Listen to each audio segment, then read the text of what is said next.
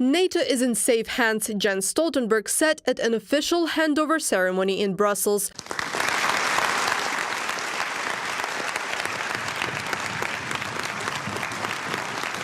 Former Dutch Prime Minister Mark Rutte replaced Jens Stoltenberg as NATO Secretary General, who had led the alliance since 2014. In his first speech as Secretary General, Mark Rutte outlined his priorities. These are strengthening the alliance's defense and supporting Ukraine. Supporting Ukraine is the right thing to do.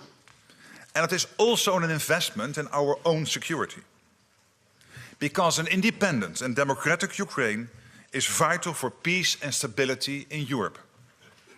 And the cost of supporting Ukraine is far, far lower than the cost we would face if we allow Putin to get his way.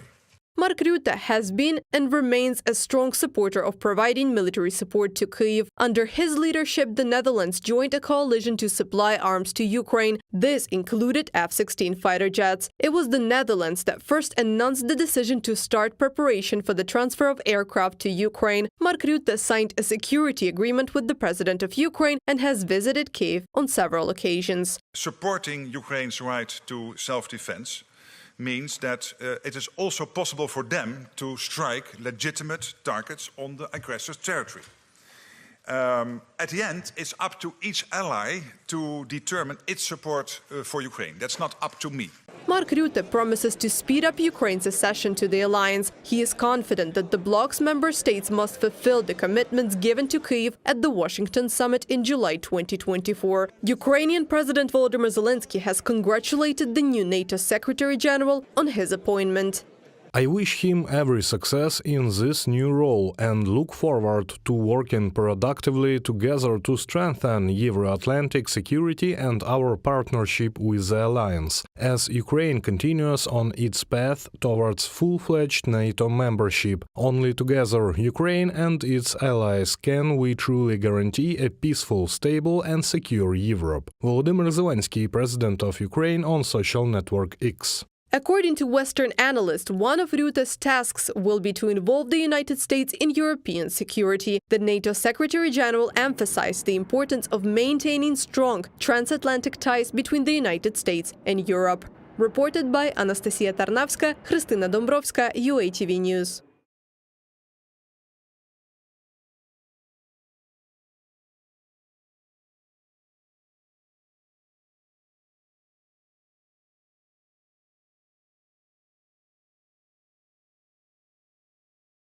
Дорогі українці, українки, сьогодні в Києві з першим візитом був новий керівник НАТО Марк Рютте. Dear Ukrainians, today the NATO Secretary General Mark Rutte paid his visit to Kyiv, and this is a significant visit to Ukraine he made immediately after assuming the powers of the Alliance Secretary General. And the key now is to actually back up this priority with decisions. It is clear now how important it is to fully implement every agreement we've made with our partners on defense support. Timelines in support means resilience on the front line. The front line must be strengthened, and long-range capabilities must finally be provided in the way necessary to end this war. Everyone in the alliance understands the needs. As we head into winter, Ukraine's air defense is no less important, along with real progress in the joint interception of Russian missiles and drones. We see that one of the main reasons for the security deficit in the skies of Ukraine, and in particular near the borders of NATO, our neighbors, is the lack of decisions on joint operations and joint defense. What works in the skies of the Middle East and helps Israel's defense can work just as well in the skies of our part of Europe, in Ukraine, helping to save lives. There are specific technical solutions and fully effective tactics for this. Today we discussed these matters with Mark Rutte. We will continue convincing all partners of what needs to be implemented for effective air defense. Also, the invitation for Ukraine to join NATO and the progress toward membership is a constant topic on the table in our discussions with partners. Today, Mark and I talked about the details of this. It is equally necessary for all of us in Europe, Ukraine and the alliance, not just for the sake of greater collective strengths and and not just because it is fair and deserved for Ukrainians, but also because only with Ukraine's full integration and our clear place in the Euro-Atlantic space can we effectively eliminate Russia's old criminal temptation to disrupt the European way of life. Geopolitically, certainly for Ukraine and for the whole of Europe, it is of the utmost value. This is the solid foundation of peace, when there is no insufficiency secure place in Europe's security architecture. There was a report today from Commander-in-Chief Syrskyi. Frontline, Donetsk, Kharkiv and Zaporizhia regions. Our response to Russia's attacks on border communities, as well as the operation in the Kursk region. Our ongoing active measures. I am grateful to all our warriors, every combat brigade who are really effective on the battlefield now in the most intense sectors. These weeks, the 35th Separate Marine Brigade, the 57th Separate Motorized Infantry Brigade, the 68th Separate Jäger Brigade, and the 102nd Separate Territorial Defense Brigade, the 118th Separate Mechanized Brigade, and the 425th Separate Assault Battalion especially deserve our gratitude. Thank you all, warriors. I thank everyone who is fighting and working for Ukraine. Glory to our people. Glory to Ukraine.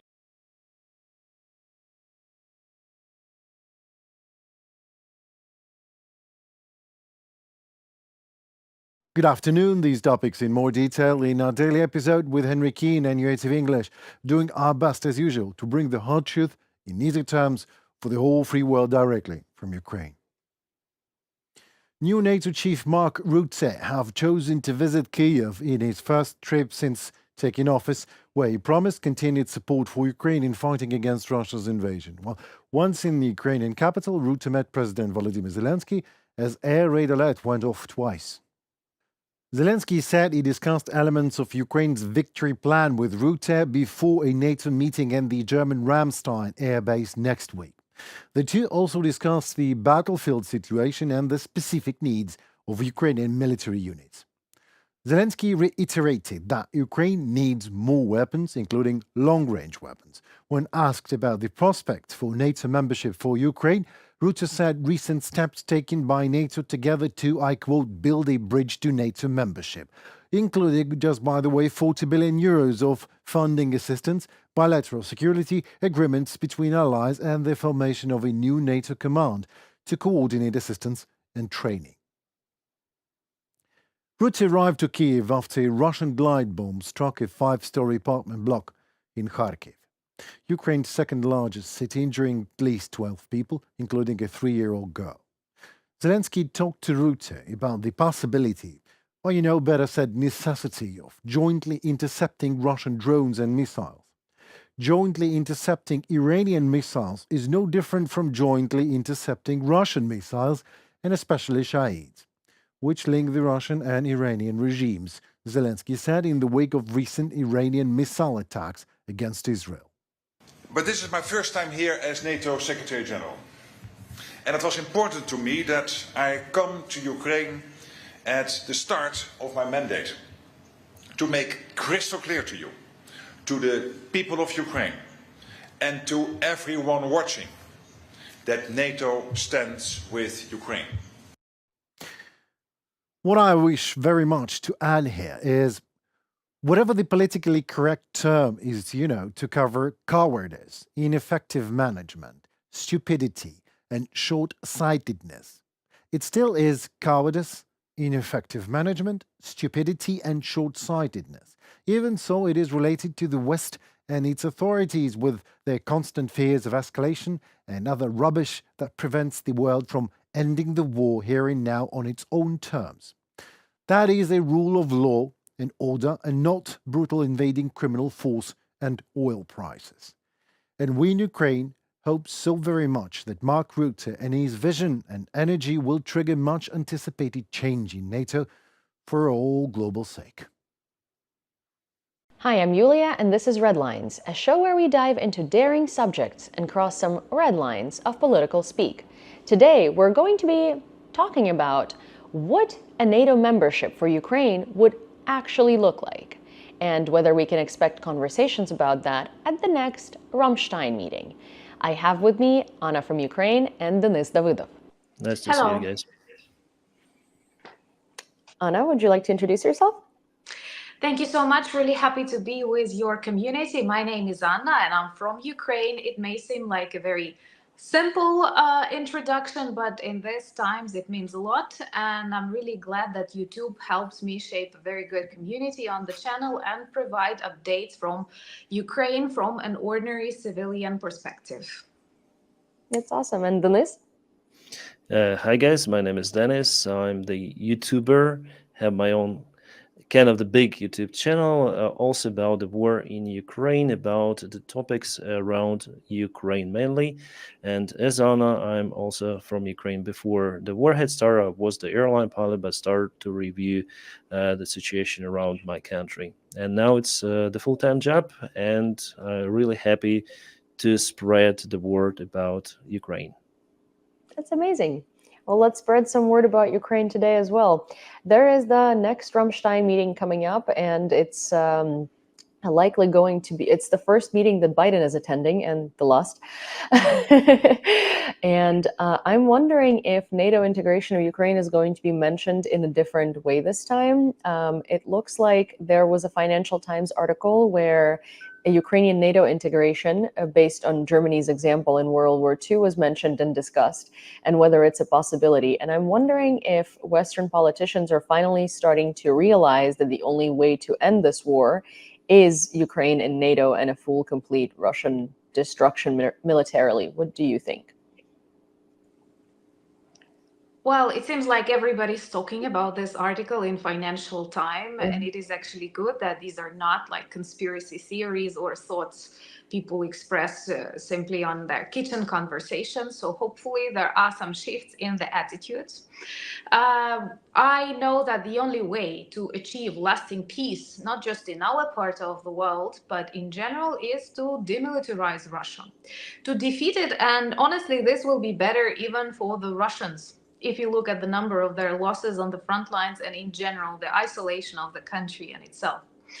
What is important is to understand that like nobody trusts Russia in Ukraine, and hopefully politicians, global decision makers finally realize that no agreement, no appeasement is possible, because as long as Russia has people and has weapons, also provided by their authoritarian allies, it will be able to continue the war.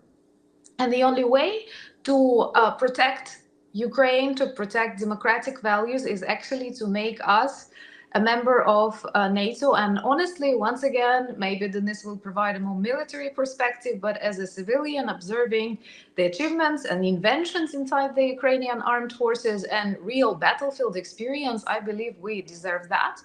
And it's actually good that lots of Ukrainian soldiers report that after their training visits to NATO countries, they feel there is something they can teach our NATO partners, because once again, perhaps this is the biggest war since the Second World War. It is a very modern war with drone airfare, with lots of new technologies introduced. And hopefully this will be mutually beneficial for Ukraine and NATO, for Ukraine to be finally in NATO. Hopefully we will hear some news. Of course, there are speculations. What's the price? Will this be Ukrainian territories or something else? But we have to live and see, I guess.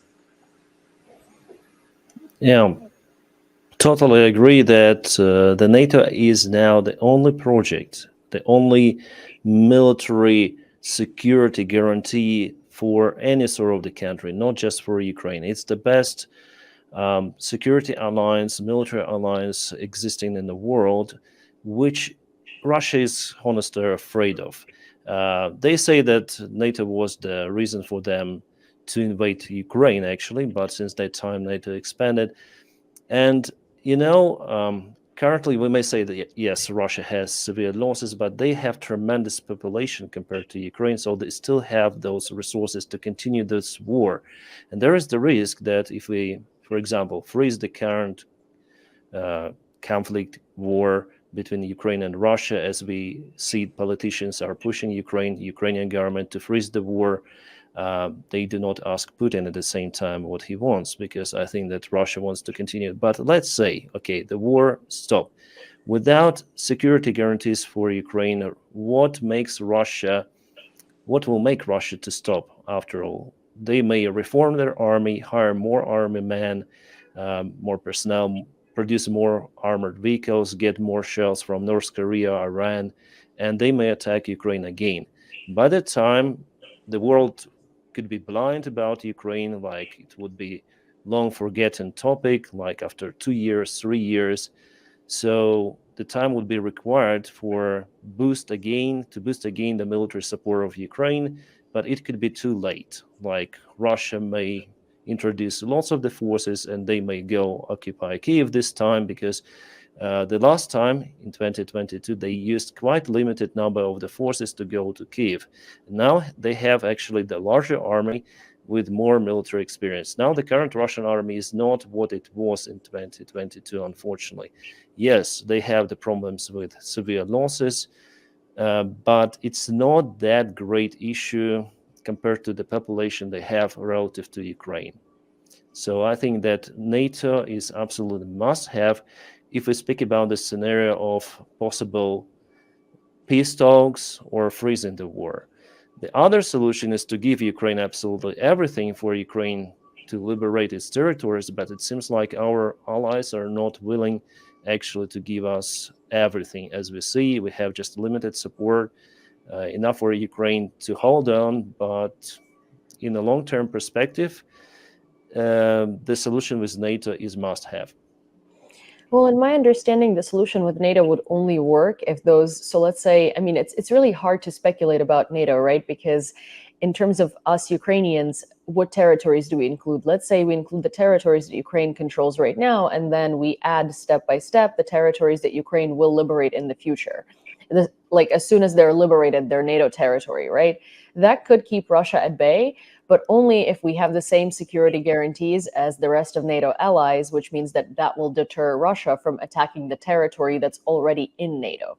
In that case, yeah, Ukraine can return territories very quickly because, I mean, Russia has a very big mouth, but we know Russia is not going to attack NATO, right? Because if it's a NATO ally or if it's someone in NATO, then NATO is not going to be dragging its feet nearly as much as it's doing now. I'm curious, like, let's imagine this happens. Let's imagine this happens and Ukraine has defeated Russia and everything is good and jolly, right? I think what people are not talking about is what does Russian defeat actually look like?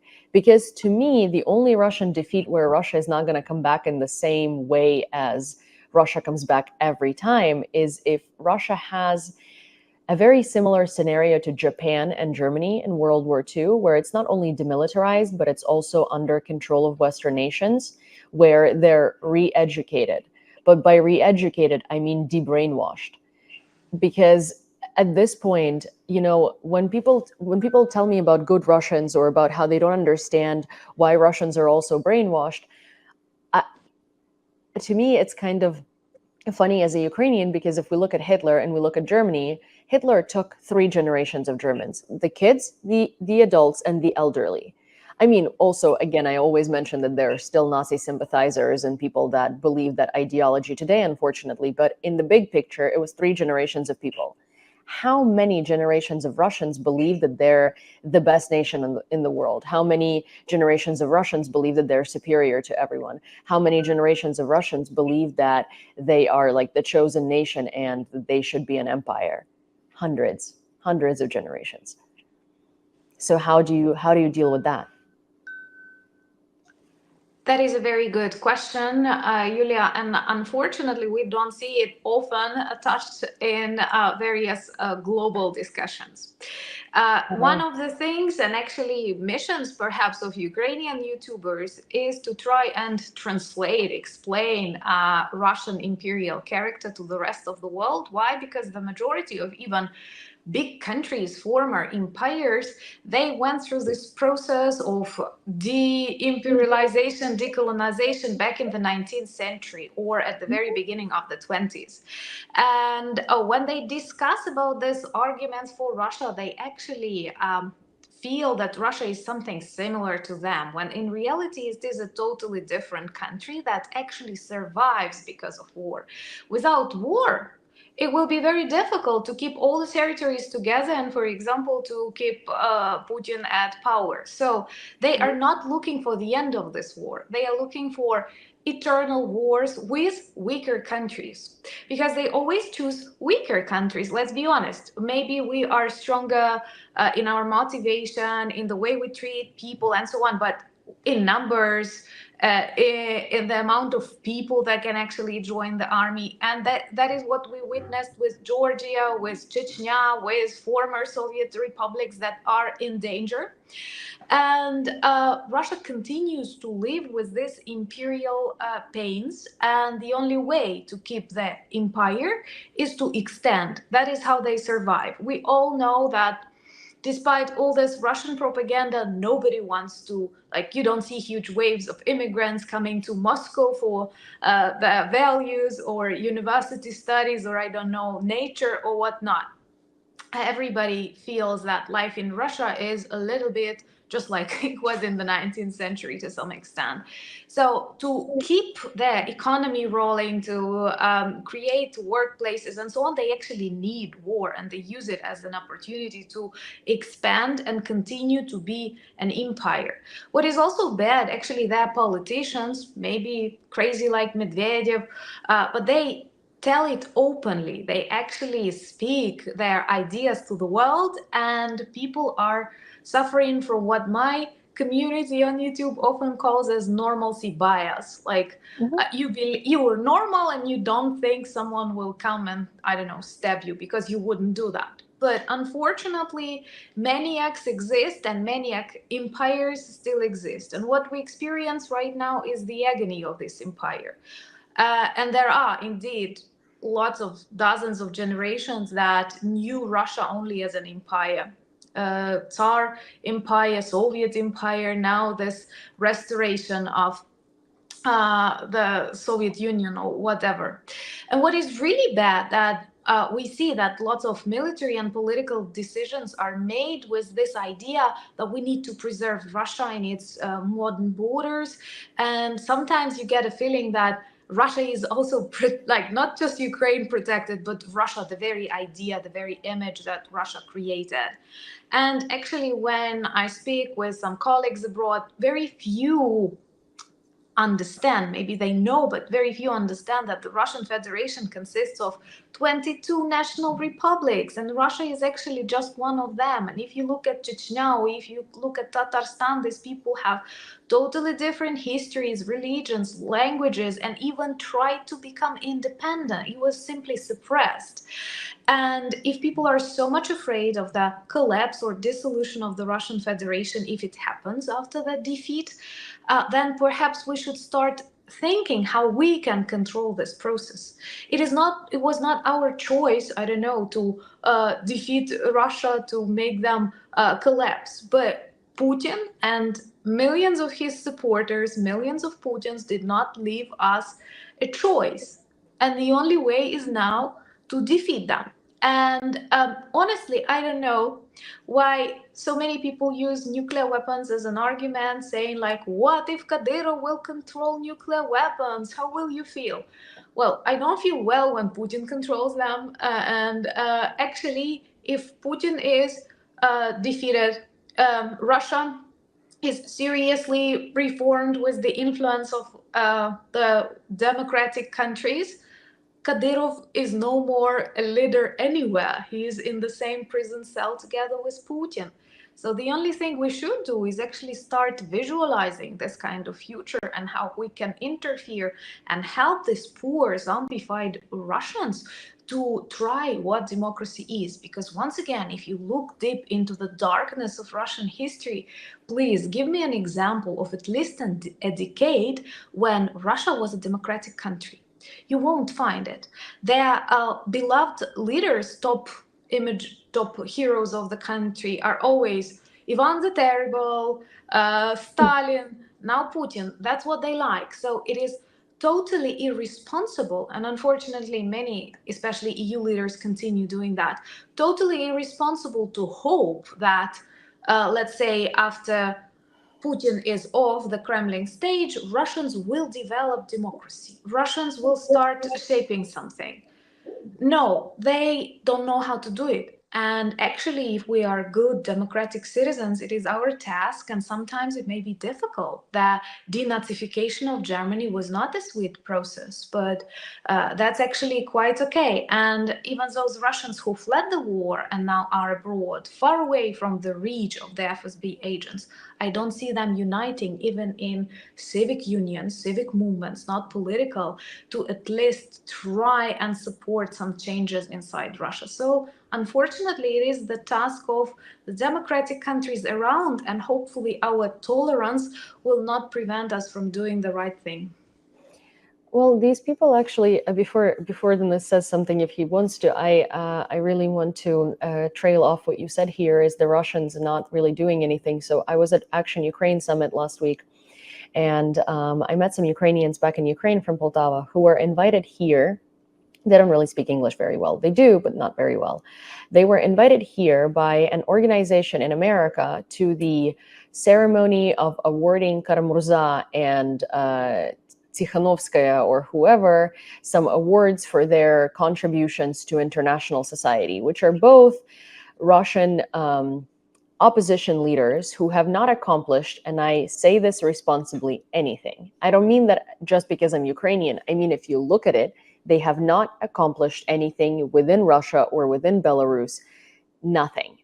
No movements have started. No progress has been made. Nothing. They're not necessarily looking for a new Russia or for a new Belarus. They're looking to replace the old leaders and be more efficient than them. So if Russians are not doing anything, Russians are waiting patiently before they can have a new leader, before the world resets, because in the mind of Russian people, basically they invite Ukrainians for credibility to these events because, look, Ukrainians attend them, so they're legitimate. These Ukrainians don't even know. I was talking to them. They had no idea of half the stuff that Tikhanovskaya or Karamurza did, because they're just not very close to politics, So they invite Ukrainians to make it look better for themselves, and they just sit there and they wait basically until the world resets. They don't want changes in their countries. They just want a new leader. They want sanctions to be lifted. They don't care who the leader is. They don't care who the leader does. They just care that the sanctions are lifted. They can do whatever it is they were doing before, and the world resets and doesn't look at them and thinks that everything is now good and jolly because there is a new person in power. That's what Russians are doing. They're never against the war in Ukraine. They're never against the colonization. They're never against the imperialism. Don't even, a lot of my followers always tell me, oh, we've learned that if you want to know if a Russian is anti-imperial, ask them who Crimea belongs to. No. Ask them what's up with Dagestan. Ask them what's up with Tatarstan. Ask them if those are separate cultures. Because even if you read Yulia Navalnaya's Twitter, you will find out that she thinks that all of the nations in Russia are the same Russian nation, speak the same language, and have the same traditions. And that's her response to people saying that Russia needs to fall apart into different republics so those people can finally have a voice. She says, "Oh, what people?" Yeah, I think that Russia is that old school empire that still exists and could be the last empire if we speak about the country which occupy the other nations, the other countries which are in the Russian Federation. Many of the countries, as Anna said, already passed this way to the collapse of the imperial regimes like United Kingdom, Germany, France. They all mainly give up or giving up their colonies. Russia didn't do it. Russia partially did it, but under the pressure of the First World War and also under the pressure of the Communist Revolution. But now the collapse of Russia is just imminent. It's just a matter of time. The thing is that Russia cannot be military defeated as it was with Nazi Germany because they have nuclear weaponry. That's the only argument they have, and they constantly play with this argument. And they speak about it, they change their doctrine, they want to show this last argument again and again. We'll see how it goes. I think that's why the NATO is very important for Ukraine, for the protection, for the possible protection against Russia in this case. And the only defeat which is possible, I think, for Russia is the collapse, the entire collapse of the Russia from inside out. Like it is also imminent process because those nations, they're so separated. If you check out Chechens and North Caucasus, Tatarstan was mentioned, Khabarovsk. So people are really different in Russia, and they all were taught to be volatile society, not to speak too much, but that also creates the pressure within the Russia itself. There was the post of, the war criminal Girkin Strelkov, who now in the Russian prison. So he says that Russia will face the same circumstances as it faced in 1917. And he believes that Ukraine will be victorious in this case and Russia will collapse. There will be the massive revolution because Russia spent already its resources for the war, its economy, it's at the bridge. You know what is happening with the oil prices. Now they're dropping low because the Saudi Arabia decided to produce more oil. So little by little, Russia is coming to that edge. The issue for Ukraine now is to hold the line and survive for this time, because we see that Russia goes all in with its current resources, maybe before the elections in the United States, to get as much ground as possible. Well, for Ukraine, it's a long-term story. It could be a long-term war, so it's important to continue this military support. And if we see that Ukraine is running out of the resources, it's important to secure Ukraine with a NATO membership. That is the only reason. If Russia somehow, let's say, occupies Ukraine, they will not stop. Ukraine is just one country for them. They want to restore the Soviet Union, the Russian Empire. Putin doesn't need Crimea. Putin doesn't need Donbass, which is now mostly destroyed by the Russian bombs. He needs to restore the previous Russian Empire. He will go to Central Asian republics. We hear in the Russian news that they speak about it all the time, that Russian language is like the policy of the local republics of the Central Asia, Uzbekistan, Kazakhstan, deteriorates towards Russia. They always complain, Russia, Russia, Russia. They have this, I agree that Russians do have this chauvinist virus. Not just Russians, let's say, some of the other countries, but Russians especially, they have this empire and they want to restore it. So if our Western allies let Russia to be successful in Ukraine, it would lead to absolute madness. So they need to compare, okay, should we risk with a NATO membership for Ukraine, or should we risk the rise up of the second Soviet Union in charge of the crazy Russian regime? So, and mainly, I agree, it's not just about the Putin, but about the Russian circle, FSB circle, which is now in power. As for democratic Russia, we all saw after the Soviet Union collapsed that Russia tried to develop, or at least try to develop in a democratic way, but it didn't come out. So they again went to the dictatorship. And the only solution, I guess, is to collapse that empire. It will collapse itself, actually. It will be divided into many countries, like Soviet Union was divided. The power of Ukraine was not a democratic one, the Ukrainian Soviet Republic, but then we separated, we develop in a total different manner. That's how Russia will be developed, like many countries of Russia will be developed, also in a democratic way.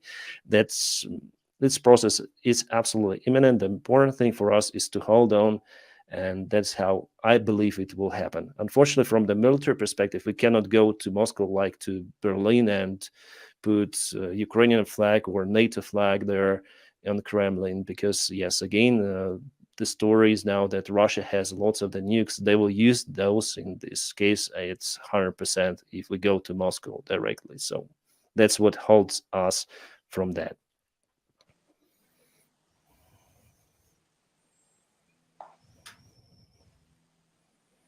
Sorry, there is, as I said, I'm back in New York, and there is a lovely little garbage truck outside of my window. So I decided to, I decided to spare you the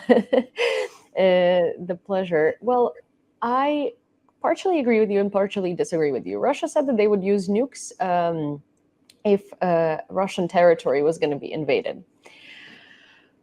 I mean, we all love our new Kursk Oblast, don't we? There are so many memes online about the Kursk Oblast at this point. And I think that Russia's reaction to it was really weak because they couldn't have any reaction. I don't think they're willing to use nukes for anything because that would mean, I mean, this is sort of coming from a psychological point of view, right? Putin is a narcissist. He's not trying to destroy Russia. He's trying to add to his accomplishments and to Russia. So even if we came to Moscow and even if we put NATO flags onto Moscow, the likelihood of him using nukes is very low because that's mutually assured destruction. I mean, obviously, I can't say he's not going to do that or Russia's not going to do that, but I also don't believe that Russia's nukes are in the right order. I think the nukes that people are mostly scared of are the like intercontinental missiles. People are scared of, you know, him using. There are two classes of nuclear weapons, right? For in layman's terms, we have localized nuclear weapons, and then we have boom, the world is over nuclear weapons. Tactic and strategic or something. Yeah, tactical and strategic. And I think tactical and strategic just means so little to many people that it's easier to explain that some of them are localized and they cause damage. And basically, yeah, of course, the whole world is going to have some fallout. Like you're going to have some radiation, but at the same time, it's mostly localized. And then there are nuclear weapons where everyone is dead. Oops. And I don't know the condition of those for Russia. I don't know if Russia is willing to test them themselves. And let's say, even when people mention intercontinental ballistic missiles, because when we talk about, you know, the US making some moves and people in the US are scared that Russia is just going to use like intercontinental ballistics, those are harder to take down. They're not the same ballistic weapons as Ukraine gets on a regular basis. I don't believe that those ballistic weapons are, it's not that I don't believe they're in the right order. We've seen that Russia uses air defense missiles to shoot Ukraine, anti-ship missiles to shoot Ukraine, anti-tank missiles to shoot Ukraine, all at civilians. What are the odds that Russia still has intercontinental ballistic missiles in large numbers intact and they did not modify them down to use them on Ukraine? So, I mean, I don't know. The nuclear narrative about Russia, I don't want to say anything, obviously, in extremes because no one should and no one can. But at the same time, I feel like we're being threatened by this nuclear narrative so much. And I don't believe Russia is not only, maybe they're capable technically, but I don't think they're actually capable of doing that. And I don't think anyone would. I wouldn't try that. To check if they're capable or not. I believe that if there is the death threat for Putin, if, for example, NATO forces or whoever goes to Moscow, I believe that if he faces the death threat, he would use those nukes. That's the idea. So in this case, what should he would lose in this case? So I think that Kursk Oblast is not, it doesn't matter for Russia that much. If mostly for the Putin circle, they all live in Moscow, right? Kursk Oblast, what is happening there is absolutely doesn't matter for Russia. They continue their assault operations on the east. They are willing to sacrifice their own territories for that, at least temporary. And Ukraine understands that it's also temporary in the Kursk Oblast. Ukraine is reaching its probably strategic goals there by dispersing some of the Russian forces. But we see that our army has already reached its maximum at the current stage with the current resources in Kursk. Now Russia tries to counterattack at some points. Well, the idea that Western politicians do believe mostly, as I see in those threats, especially national security advisors of the White House, they do believe that they don't want to escalate, let's say. They believe that, okay, given now the long-range weaponry permission for Ukraine to be used on Russia is not a good idea.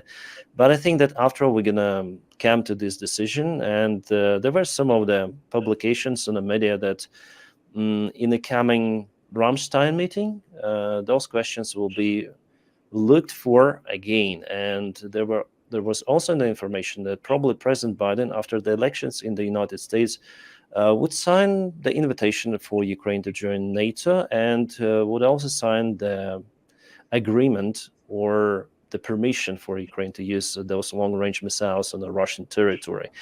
Right after elections, president still has some time of his duties, of his power, until the inauguration of the next president. So I think he might use that time very successfully. We'll see after Ramstein meeting, we're going to see some of the clues, I hope, about it. I have a third version of everything. I liked your idea of a NATO flag in Kremlin, so here are my reflections. Well, first of all, what Russia does at the moment is a classic nuke speak. You remember that, like, I don't remember too, but I mean, we know about the times of the Cold War.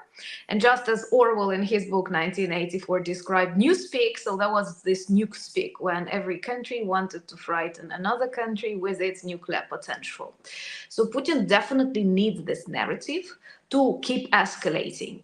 I always believe that the only party that can escalate is actually the aggressor. I have never seen escalation on the side of our allies or Ukraine. It's actually impossible for a victim to escalate. What I also believe is that these global decision makers, let's say in US, UK, or Germany, have more knowledge about the state of Russian nuclear weapons than we do. Perhaps some intelligence services are working, because why do we have these James Bond movies? There should be some people, even inside the Russian army, reporting about something. And personally, I think that, for example, this change of the nuclear doctrine in Russia that happened recently did not frighten US politician, let's say, because they knew it was coming. It was something new for us, but perhaps, like people in closer circles know such things. And it is also not a symptom of Russia's strengths. If everything went fine in their special military operation, they would not need to change this nuclear doctrine. What they are doing, they are trying to influence those frightened, or especially people with this lack of knowledge in general, who will not elect politicians who escalate and so on. That's why I agree with Denis that it is very likely that if we get, and hopefully we get, a permission to strike back and defend ourselves, this will come after the elections. I don't know at what moment in time, but so that this does not interfere in the process of elections and the choices that people make. Because unfortunately, there are still those who choose fear as their strategy to stop the bully. And for example, the one candidate may use it as an argument against another candidate, that like the Third World War is coming. When in reality, Putin, Kim Jong-un, and even Xi are already fighting in this Third World War. Because what makes it like a term that you use? Well, the majority of wars are named after the end, and the number of countries that directly or indirectly participate in this war is actually big.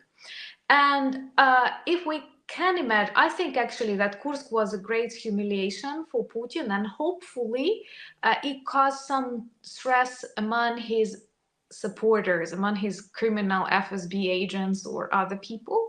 And these can actually be the people who will act when NATO troops or Ukrainian troops will start moving in the direction of Moscow, with a flag. Maybe they will interfere, thus preventing Putin from committing this loud nuclear suicide, which anyway would be a suicide for him, and quickly substitute him, as it often happens in dark Russian history. The other thing is that, so in the United States, when you press the red button as a president, there is only one or two people after you in the chain of command who make that happen. I think in Russia it's about 19. And in general, even if Putin presses the red button, it's not like he controls a specific nuke that's aimed at America that's going to fly out, right? First of all, we can see nuclear weapons need to be prepared. So if there is a threat of Putin's life ending or something like that, then the US and the UK and our allies are going to see if those are being prepared to be launched. That's one. Two, the person launching them, or the people in the chain of command launching them, are not Putin. Are they willing to die for Putin? Because I feel like in Russia, very few people are willing to die for him. The problem is that they're scared. But if he is dying and they're dying and everyone is dying, I don't know if they're going to be doing that. At this point, they're being sent to the front line to die for their country, not because they want to die for their country, but because they perceive it as, I don't know, it's better than jail. Money. They money. get money, Also opportunity money to get sneakers. You know? Yeah, money incentives in robbing Ukrainians. What's the money incentive in launching a nuclear weapon that's going to kill you? And we can argue that they're stupid and they wouldn't know, but the people launching nuclear weapons who are actually directly responsible for preparing them and for launching them, that they know what's going to happen. They're not stupid. So are they going to do that for Putin just because Putin is on his way out? Because I feel like with Russians, they're not going to die for their leader, are they? They're going to go after a new leader, because we often see how like Russians rally behind Putin. But another thing that we don't talk about is that it's not, yes, it is a cult of personality, because right now Putin to them is like this big person who's protecting their nation, who's this imperial king. But if Putin is committing nuclear suicide because his life is in danger, do we think they're actually going to continue following him? Because at this point he's weak, you know? The leader has to be strong. Big Tsar. Yeah, it's. I believe that it's all myth about the mighty Russia. The actual Russian regime already showed last year that it's weak internally, and we should wait for some kind of the process start to appear in Russia, like Prigozhin's coup. I mean, the Prigozhin's coup, the attempt to go to take power in Russia. Then there was almost no resistance on the way. Prigozhin shut down many of the Russian helicopters, airplanes, and he was fine about it after all. Yeah, Putin dealt with him, the Russian FSB dealt with him, but by the time there were no any accusations. And he showed how easy it is definitely to take power in Russia. So Russian regime may look stable, but in fact, it is not. The nuclear threats are mostly done by Russia to achieve its own local goals, to show that they still have the red lines. At this stage, I don't think that Russia might use nuclear weaponry at this stage, because there is no such an escalation coming from Ukraine. Even if Ukraine gets the permission to attack the Russian military bases on their territory close to Ukrainian border, still Russia wouldn't suffer that much. I mean, their aviation was displaced mainly, as Western politicians, experts say, from the airfield. For example, there is the big airfield still in Baltimore. It's Voronezh. It's called Baltimore. So they moved 90% of the airplanes from that one. I know it for sure. Also, the satellite images show us that Russians try to minimize the risk. Also, they're reinforcing the Kerch Bridge now. So they're expecting that Ukraine might use this long-range missiles to target the Kerch Bridge. And why would they do so if they are sure that they could use nukes, right? So I think they're already expecting this step of the escalation. They also have their own intelligence, and they understand that Ukraine finally will obtain the permission to use ATACMS or cruise missiles to attack the Kerch Bridge. So Russia might lose that connection as well. It will not bring us to the Third World War, at least. Russia will not use nukes. Also, Putin, as we know, he really likes his life. He likes this Tsar style, fancy cars, palace.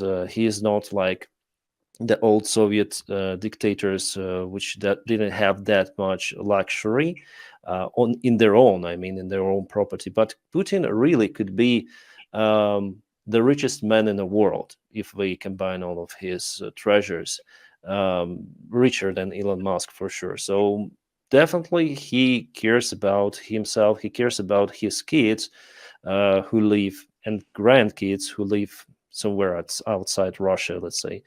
Lavrov has his daughter born in the United States and got her education in London. So I wouldn't say that Russia is really ready to use nuclear weaponry until maybe some definitely life-threatening act from NATO, which, as we see, will probably will never happen because our allies are really careful with every sort of the decision they make. They were very careful at the very beginning of the war, giving Ukraine HIMARS systems, tanks, and after all, aircraft. But we see that every red line which Putin put for himself is being crossed and crossed again. So I don't see how Russia. So I would call that also the escalation, let's say, from our side, right? So we need to escalate as well as Russia does it. But it seems like Russia doesn't have the way to escalate any longer. They just threaten with the words about the nuclear strikes. And that's maximum what they can.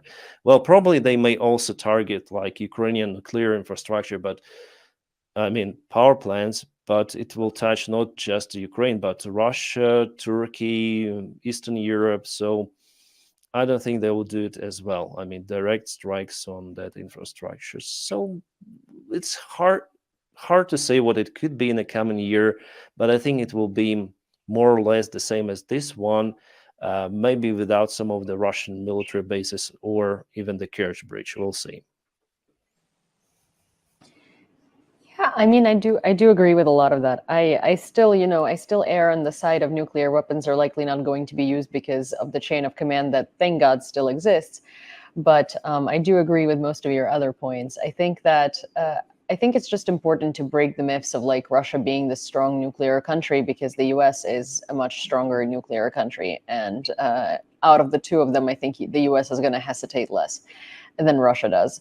Even looking back at everything that had happened in the past, people always say like Russia escalates here, Russia escalates there, but in reality, we've crossed all of Russia's nuclear red lines and all of Russia's red lines, and nothing had happened. So I think we are kind of like, we're forgetting that NATO hesitates equally as much as Russia does, and I think, but NATO should be in a position of power. So it's not only us that are not necessarily, or it's not only the Western world that isn't doing as much as they could. It's also Russia. Russia is showing that they're not going to do anything, no matter what Ukraine does at this point. So since we've been fantasizing about what the world would be like if if Russia was defeated and Ukraine won, I think a good conclusion would be, what do you think is the best case scenario? Like, let's say Russia is defeated, Ukraine won, Ukraine is in NATO, Russia is at this brink of, we don't know what's going to happen, like Germany in World War II or like Japan. You are in charge of making sure that Russia is not going to become what it used to be. What are your main steps that you would do, that you would enforce? And I guess we have to be kind so that YouTube does not ban this video. Because, this is an eternal dream of many Ukrainian generations to have an ocean somewhere after the Donetsk region. But it does not seem very likely, especially if we think that nuclear weapons won't be used. And, honestly, I think that this process is not if, but when. It has already started, actually, when Russians' blitzkrieg failed. And their true face was exposed, and our allies, whether hesitant or not, started supporting us, and they can now go back and pretend that nothing happened. Sometimes it seems like that when something major happens, like the strike on the Children's Cancer Hospital. But at the same time, we see more and more Russian red lines crossed from the Ukrainian and allies side. And this is actually great. And at the same time, quite a complex process. Why? Because for decades, if not centuries, Ukraine was an object of politics, geopolitics, and now we are acting by ourselves. We have a strong voice, we have influence, we cause troubles or we help. And this is both unusual, quite problematic, but at the same time, extremely important. And perhaps it switches this new level which we achieved, and I don't want to compare it to a video game, but because unfortunately it's too precious. And so I think that of course the collapse and the dissolution of the Russian Federation, because many smart people actually say that you cannot control such a large territory and such a poor territory in a democratic way. But it doesn't work like that. Democracies are still smaller. Plus, Russia is being called federation is extremely centralized. It's very different from example from the US, where every state has a lot of independence and differs greatly from each other. In Russia, everything is controlled from the center, including all these republics that in future will become independent countries.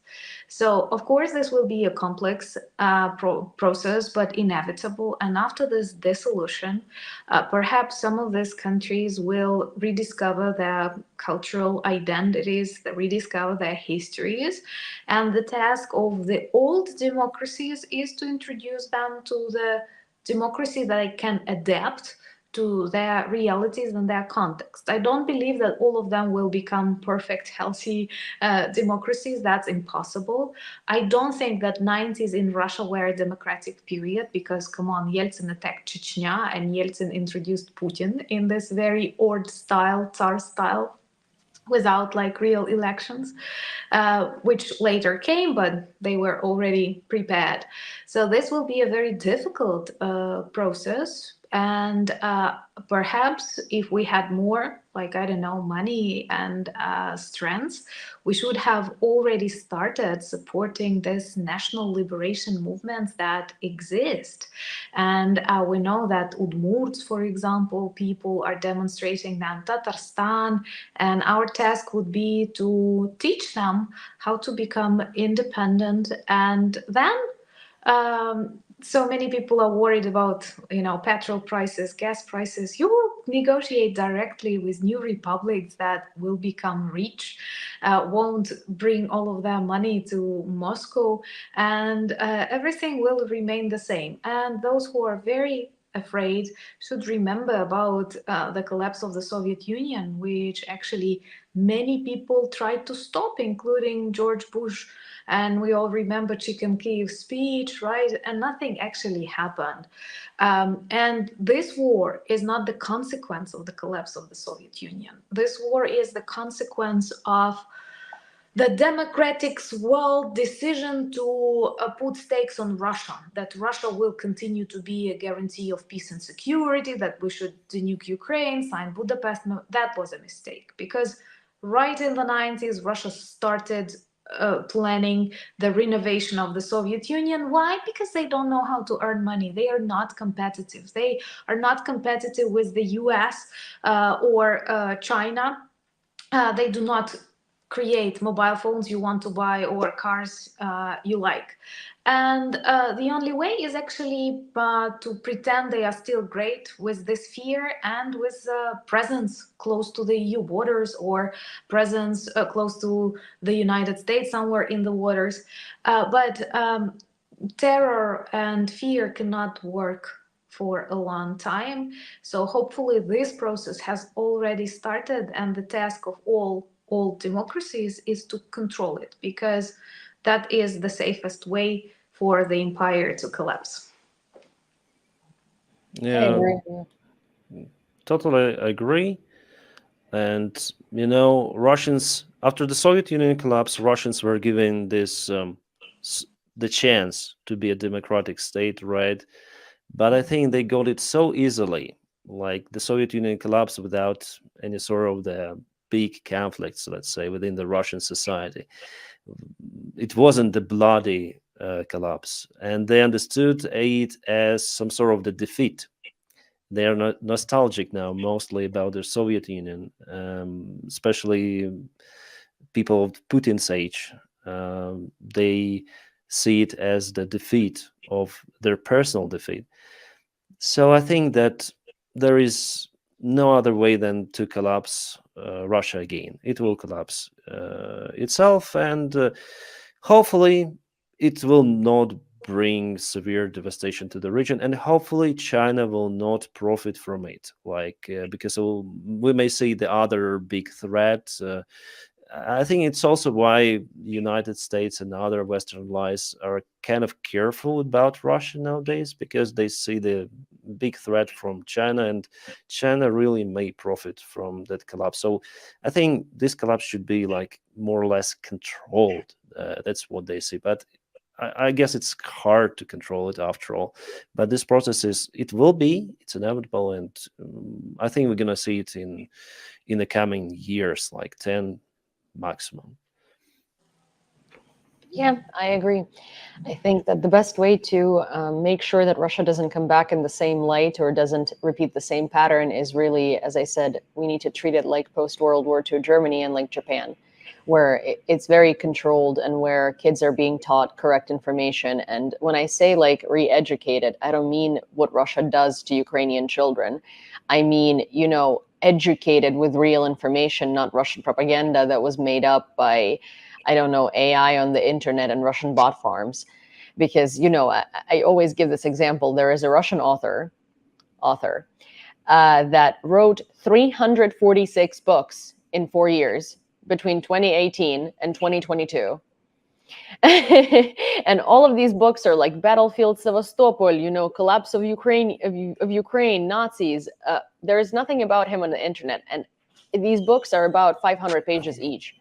So there is absolutely zero chance that someone can write 300 something books in 4 years, 500 plus pages each, unless they're all the same book with a different ending, So I hope that we stop giving that AI that writes it the voice to educate future generations of Russians. Well, thank you guys for such an interesting discussion. It's always a pleasure to have you here. I hope I see you here again next time. And, last time it was Denis and Starsky. This time it's Anna and Denis. And I think these are very good, very good sort of differing opinions that also mesh together well, because I think you and Starsky bounce off each other very well, Denis. So thank you so much for being here again. Hopefully I'll see you here next time, and thank you for having this conversation with me. Thank you for having us. Yeah. So these were some very interesting red lines, and some of them we fantasized and some of them we drew, but I hope that made for a very interesting discussion because none of them are really as far-fetched as it may seem. If you enjoyed this conversation and would want to hear more like it, please don't forget to subscribe to The Gaze and UATV English, so the channels where you're watching it. And in the meanwhile, please give this video a like and send it to a friend so more people can experience what it's like to fantasize the end of Russia. And of course, don't forget to leave us a comment because I read all of them and I am very interested in your opinion. And I will see you next time when we will be crossing some more of your red lines or maybe somebody else's. Representatives of 168 foreign and 115 Ukrainian defense companies attended the Second International Forum of Defense Industries. The most numerous were delegations from Denmark, the UK, the USA, France, Italy, and the Czech Republic. Ukraine's modern defense industry is a way to leadership in Europe. The Ukrainian, the president of Ukraine, stressed in his address to the forum participants. In the first half of this year alone, Ukraine produced 25 times more ammunition for artillery and mortars than in entire 2022. The total number of drones that we are now able to produce annually in Ukraine is 4 million, and more than 1.5 million have already been contracted. We are already using a completely new class of Ukrainian weaponry, the Polynica long-range drone missile. Our other types of long-range drones are also working, as well as maritime drones. Our new ballistic missile has been successfully tested. Everyone can see how our Neptune missiles work. We are making artillery, from 15 to 12 Bogdana self-propelled howitzers every month. We are making artillery. A new repair base for military equipment has been set up in Ukraine. The private sector is rapidly developing in the Ukrainian defense industry. Strategic advisor to the president of Ukraine, Oleksandr Kamyshin, has said about 400 private companies are already engaged in the production and repair of military equipment, and another 100 state-owned enterprises help them in this. In 2023, the Ukrainian defense industry tripled in size. For this year, we expect a six-fold growth. Speaking in figures, last year, the Ukrainian defense industry produced $3 billion worth of goods. This year, we have a production capabilities worth $20 billion.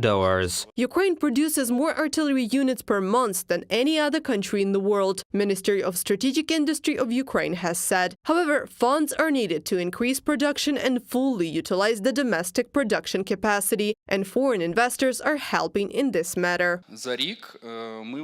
Over the past year, we have already invested $4 billion drivers in our economy and our production. A significant part of this is investment in military equipment and its development. As of today, we will only increase this figure. Ukraine today, in my opinion, is a great opportunity for all not only armorers of the world, but also for the business, the investment in this industry. Our experience cannot be underestimated, because we are directly learning the lessons from the battlefield. We can react quickly and make fast decisions to improve and implement new technologies. Denmark is one of the leaders in investing in the Ukrainian defense industry. Copenhagen has already financed 18 Ukrainian-made artillery units. A few days before the opening of the Second International Forum of Defense Industries, the Danish Minister of Defense, together with the Minister of Defense of Ukraine and Minister for Strategic Industries of Ukraine, signed a protocol of intent to continue cooperation in strengthening defense support. This time we're talking about investments worth almost 600 million euros.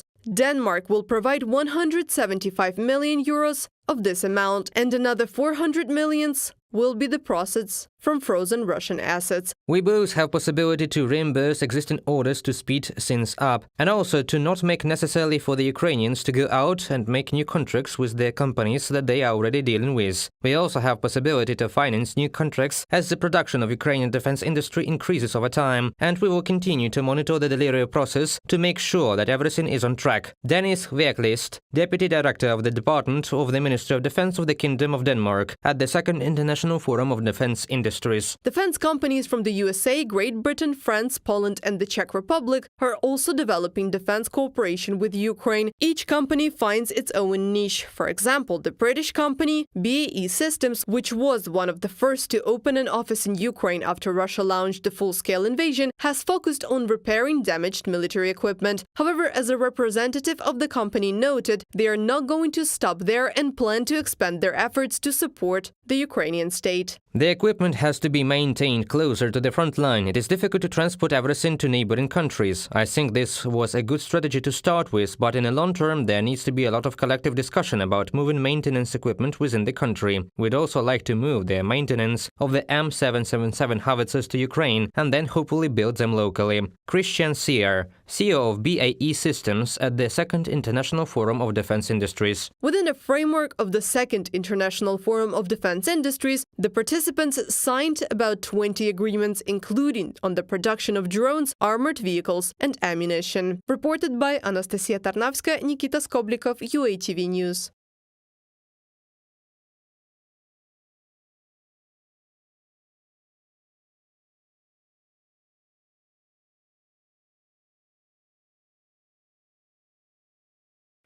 Drones operated by Ukraine's defense forces attacked the Borysoglebsk military airfield in Russia's Voronezh Oblast on the night from 2nd to 3rd October. Ukrainian Special Operation Forces and other branches of Ukraine's defense forces struck warehouses with guided aerial bombs were actually containing parking and lots of Su-35 and Su-34 fighter jets and fuel storage sites overnight. The Russians have been using this airfield to launch frequent and devastating glide bombs attacks to attack Ukrainian territory. First photos and videos emerged on Russian social media at the middle of the night.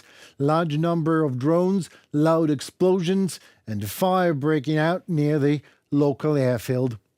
Satellite imagery gives 4 fires on the territory of Borysoglebsk city. There is actually not much to add to this, in regard really by one thing. Ukraine will be producing 1 million drones or so in 2025, and that means, dear world, brace yourself for more videos like that. Look, like I told you, you throw it, take 2 steps back and wait, because there's dust and the enemy can take advantage of that, and you have to meet him in that dust.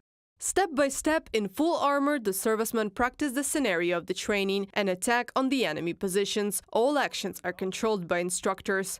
Clear, clear, plus, plus. Staying on that path. You shoot while coming in, so there's control. Servicemen are prepared for any situation on the front line. The main thing is to hear each other despite shell explosions and to make quick decisions in the trenches. Tactics are essential here, the instructors say. We no longer work as we once did. One man holds the other by the collar. We are slowly moving away from this, since it's not always possible, because the first person coming around the corner looks out, sees the grenade, and it is human nature to run and then shout or scream at the same time. The person behind him doesn't understand, he doesn't see it, and when he sees the grenade that has fallen out from behind the corner, he must have a place to maneuver backwards.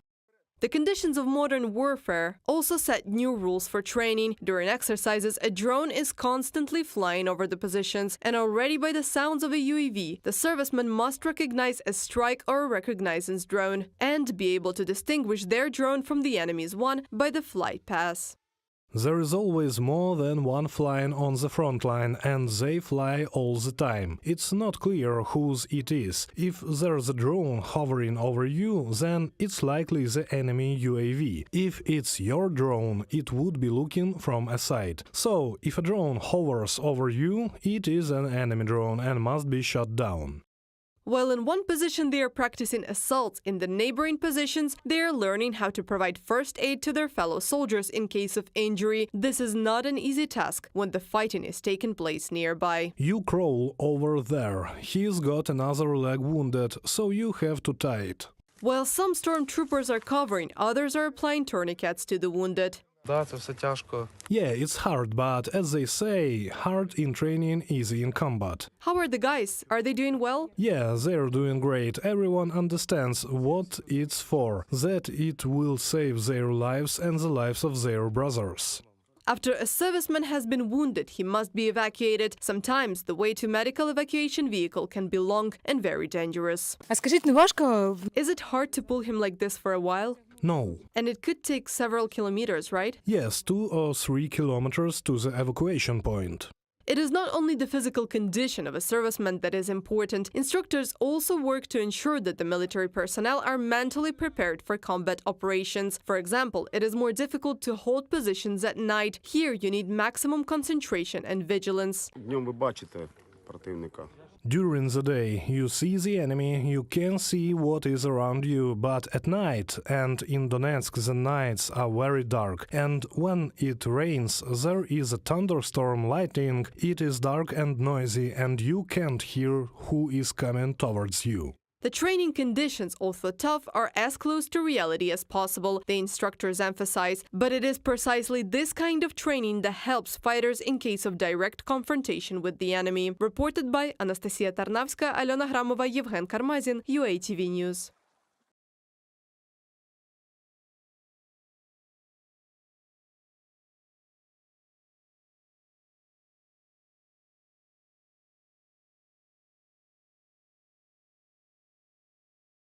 Interview on UATV English, Maxim Jehun, political expert here at Good Politics Media.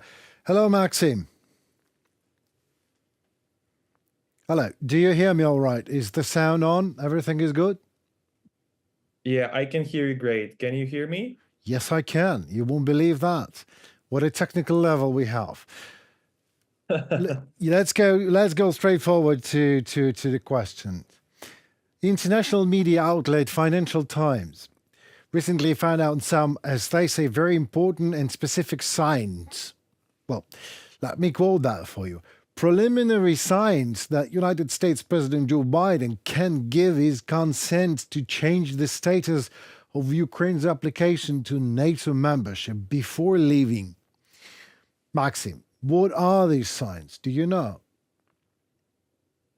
Yeah, I would start from that article on Financial Times. From my point of view, it was quite depressive because majority of the topics discussed there were not as many Ukrainians can see them, starting from the position of Ukraine at the front line and finishing the situation on international arena. But Right. the information about possible change of position from American Biden's administration is a good sign for us. I would say that interestingly that Financial Times thinks that NATO as a collective institution takes into account only position of the United States, and that's not right. Of course, we understand that America plays a very important role in NATO, but from the other side, we can say that there are many European countries that can influence any decisions regarding Ukraine and any other countries. Right. But we understand that American political position is crucial in this context. So I don't know exactly what the signs Right. are, but from my point of view, the problem is that the presidential administration now has a key task, and unfortunately, it's not the end of the war in Ukraine, but the victory of over Biden's main political opponent, Donald Trump. Therefore, any radical changes in the current president's rhetoric on Ukraine could threaten Kamala Harris' victory. So in the nearest future, probably we should not expect for any announcements or changes in their rhetoric, as long as we understand that any change of position of the White House can lead to the not to the best result of these elections. But after the end of this presidential election, we can expect that President Biden can feel more free in making any decisions that will help Ukraine to prevail on the battlefield.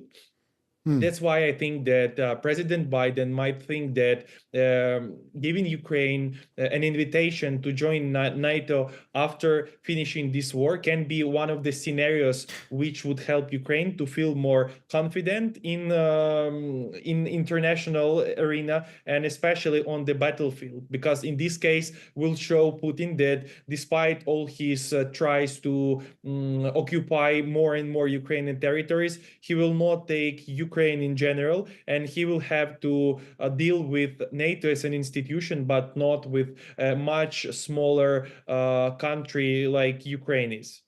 Well, first of all, Maxim, well, thank you for your answer. I wish very much that next president of the United States, whoever that would be, Kamala Harris or Donald Trump, and I wish Biden would have you as an advisor. I mean, you can advise him that we first have to finish a war.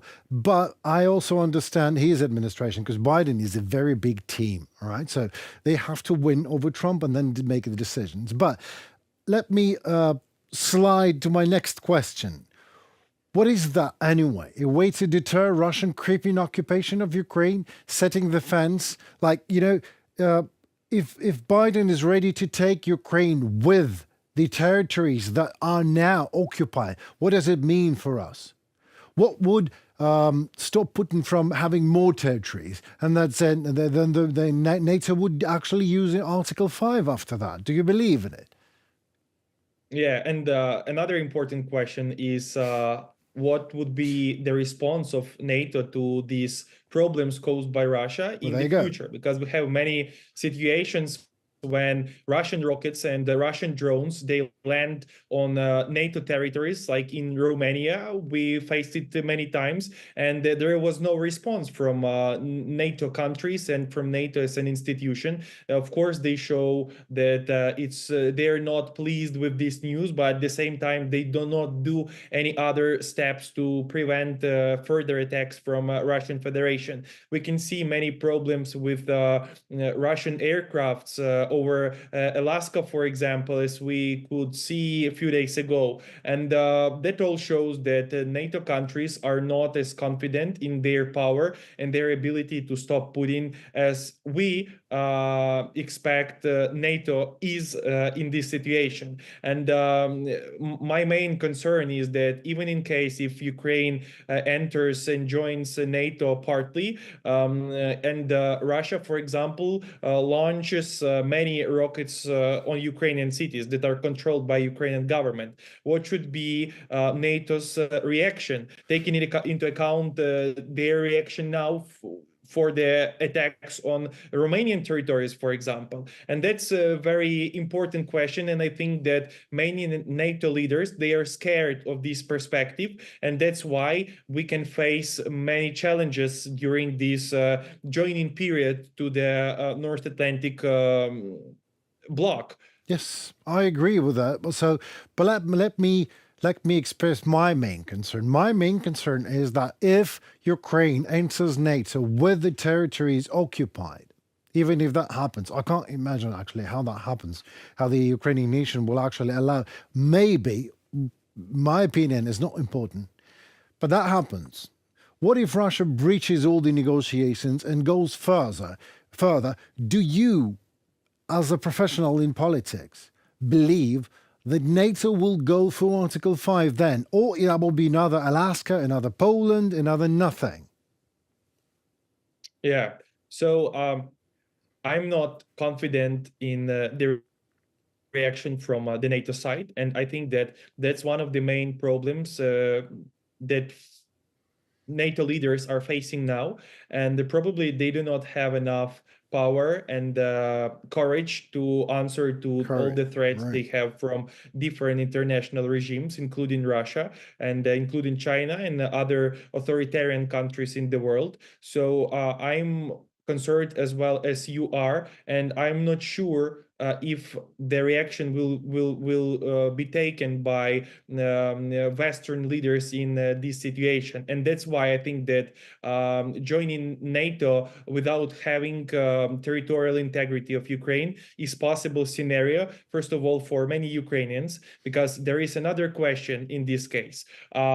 Isn't it legitimization of those occupied territories? Yes. We are joining NATO just with some regions of Ukraine. And that's a very important question. Of course, we have Western German model starting from the late 20th century, but it was very different situation from what we have now. And the threats from Russian Federation is extremely different from what we could observe in late 20th century. I absolutely agree. You actually just, you read my mind. That was my next question. How would it happen?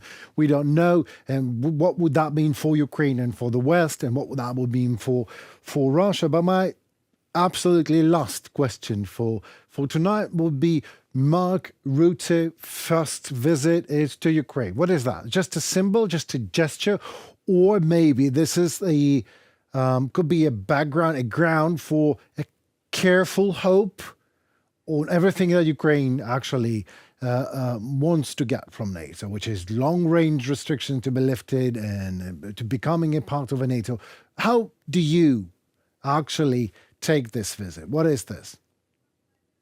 First of all, I would say that Zelenskyy and Rutte, they have a quite good relationship starting from the premiership of Rutte in Netherlands, and they are in a really good relationship together. The second point is that it was very important for Rutte to show his leadership in NATO as an institution. We understand that there are some leaders inside of the bloc, but at the same time, Secretary of NATO is one of the most important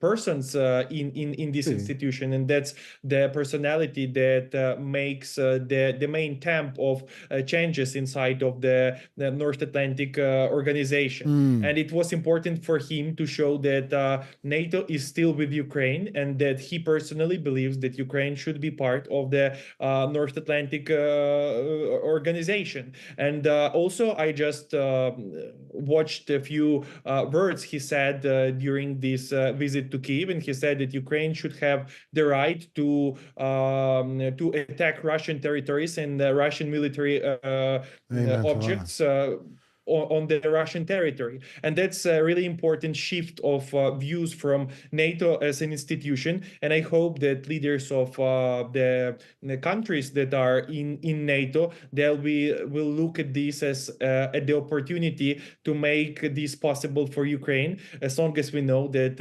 now we look like the country that can oppose Russia with one hand behind our back when we cannot use all the possibilities and all the instruments that Russia uses. And I hope that it will bring to the change of the views inside of the organization, and that finally President Biden will help us to make it possible for Ukraine to join NATO without some territories occupied, but with full 24 regions of Ukraine and Republic of Crimea.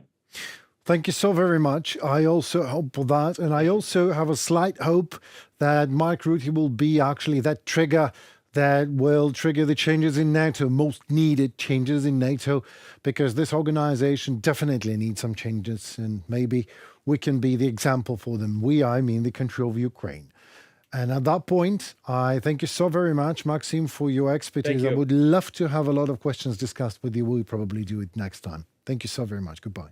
Hi, I'm Yulia, and this is Red Lines, a show where we break the barriers of daring conversations and, eponymously, cross some red lines. Today I'm joined by Greg Terry and Paul Smith, and we're going to be discussing the recent fascist tendencies in Europe and, dare I say, the United States, and Biden's latest decisions to still not give Ukraine the capacity to long-range strike Russia. Guys?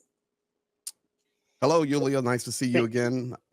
And I'm wearing my red shirt for the red line. Oh, nice. Well, Greg, could you tell us a few words about who you are and what you do? Yes, I work in Ukraine. I've worked there for 26 years. And since the full-scale invasion of this war, I have been partnering with different organizations throughout Ukraine to run aid. I mean, we began evacuating civilians, assisting refugees. The next thing you know, in addition to that, we're supporting our military friends that are spread across the entire front line. So it has moved to a multiplicity of things, continuing to aid civilians, continuing to aid medical, but at the same time, we are also assisting our military friends across the front line and doing the best we can to do our part for Ukrainian victory. That's amazing. Thank you for that. And Paul? My name is Paul Smith. I'm an American, U.S. Army vet, and a Ukrainian Army vet. I served in the 59th Brigade. I lived in Ukraine since 2012. I first visited it in 2008. I've been preparing for war with Russia since even before Maidan. I was before, when I first went to Ukraine, I was kind of very pro-Russian. And that was just really due to a lot of ignorance I had, and a lot of the propaganda that Putin was doing in the early 2000s. And then when I got to Ukraine and learned about Ukraine's place in the Soviet Union, my ideas of Russia had changed. I was introduced to some individuals who told me a lot about what was actually going on in Russia underneath everything. And it formed a belief that I had that soon there would be war in Europe over Ukraine. That's amazing. I didn't realize that you were in Ukraine since 2008 and you've been preparing for the war with Russia since before our politicians seem to have. I wish they had the same attitude as you did. Maybe you would be in a better position right now. Well, so since we're talking about preparing for the war and and everything that's been happening, I guess one of the hottest topics is Trump and Kamala's election, right? And while I was in DC last week, and I was actually at Action Ukraine Summit, and I've had the opportunity to talk to a lot of non-MAGA Republican representatives, and they all seem to wait. Looking forward to Trump not joining the office, but then there is also that caucus of people who are very extremely in waiting for Trump to become president again. And if he does, it does seem like on multiple occasions he said that he would stop aid to Ukraine because, he doesn't necessarily publicly say that. He says he will end the war, but if we look back into his conversations, it's very evidently how he's planning on ending the war. And there is a precedent to that in 1975 when Nixon took out the troops from Vietnam and sort of and made a big, I personally think a big sort of situation there. So what do you think is going to happen if Trump takes the aid away from Ukraine?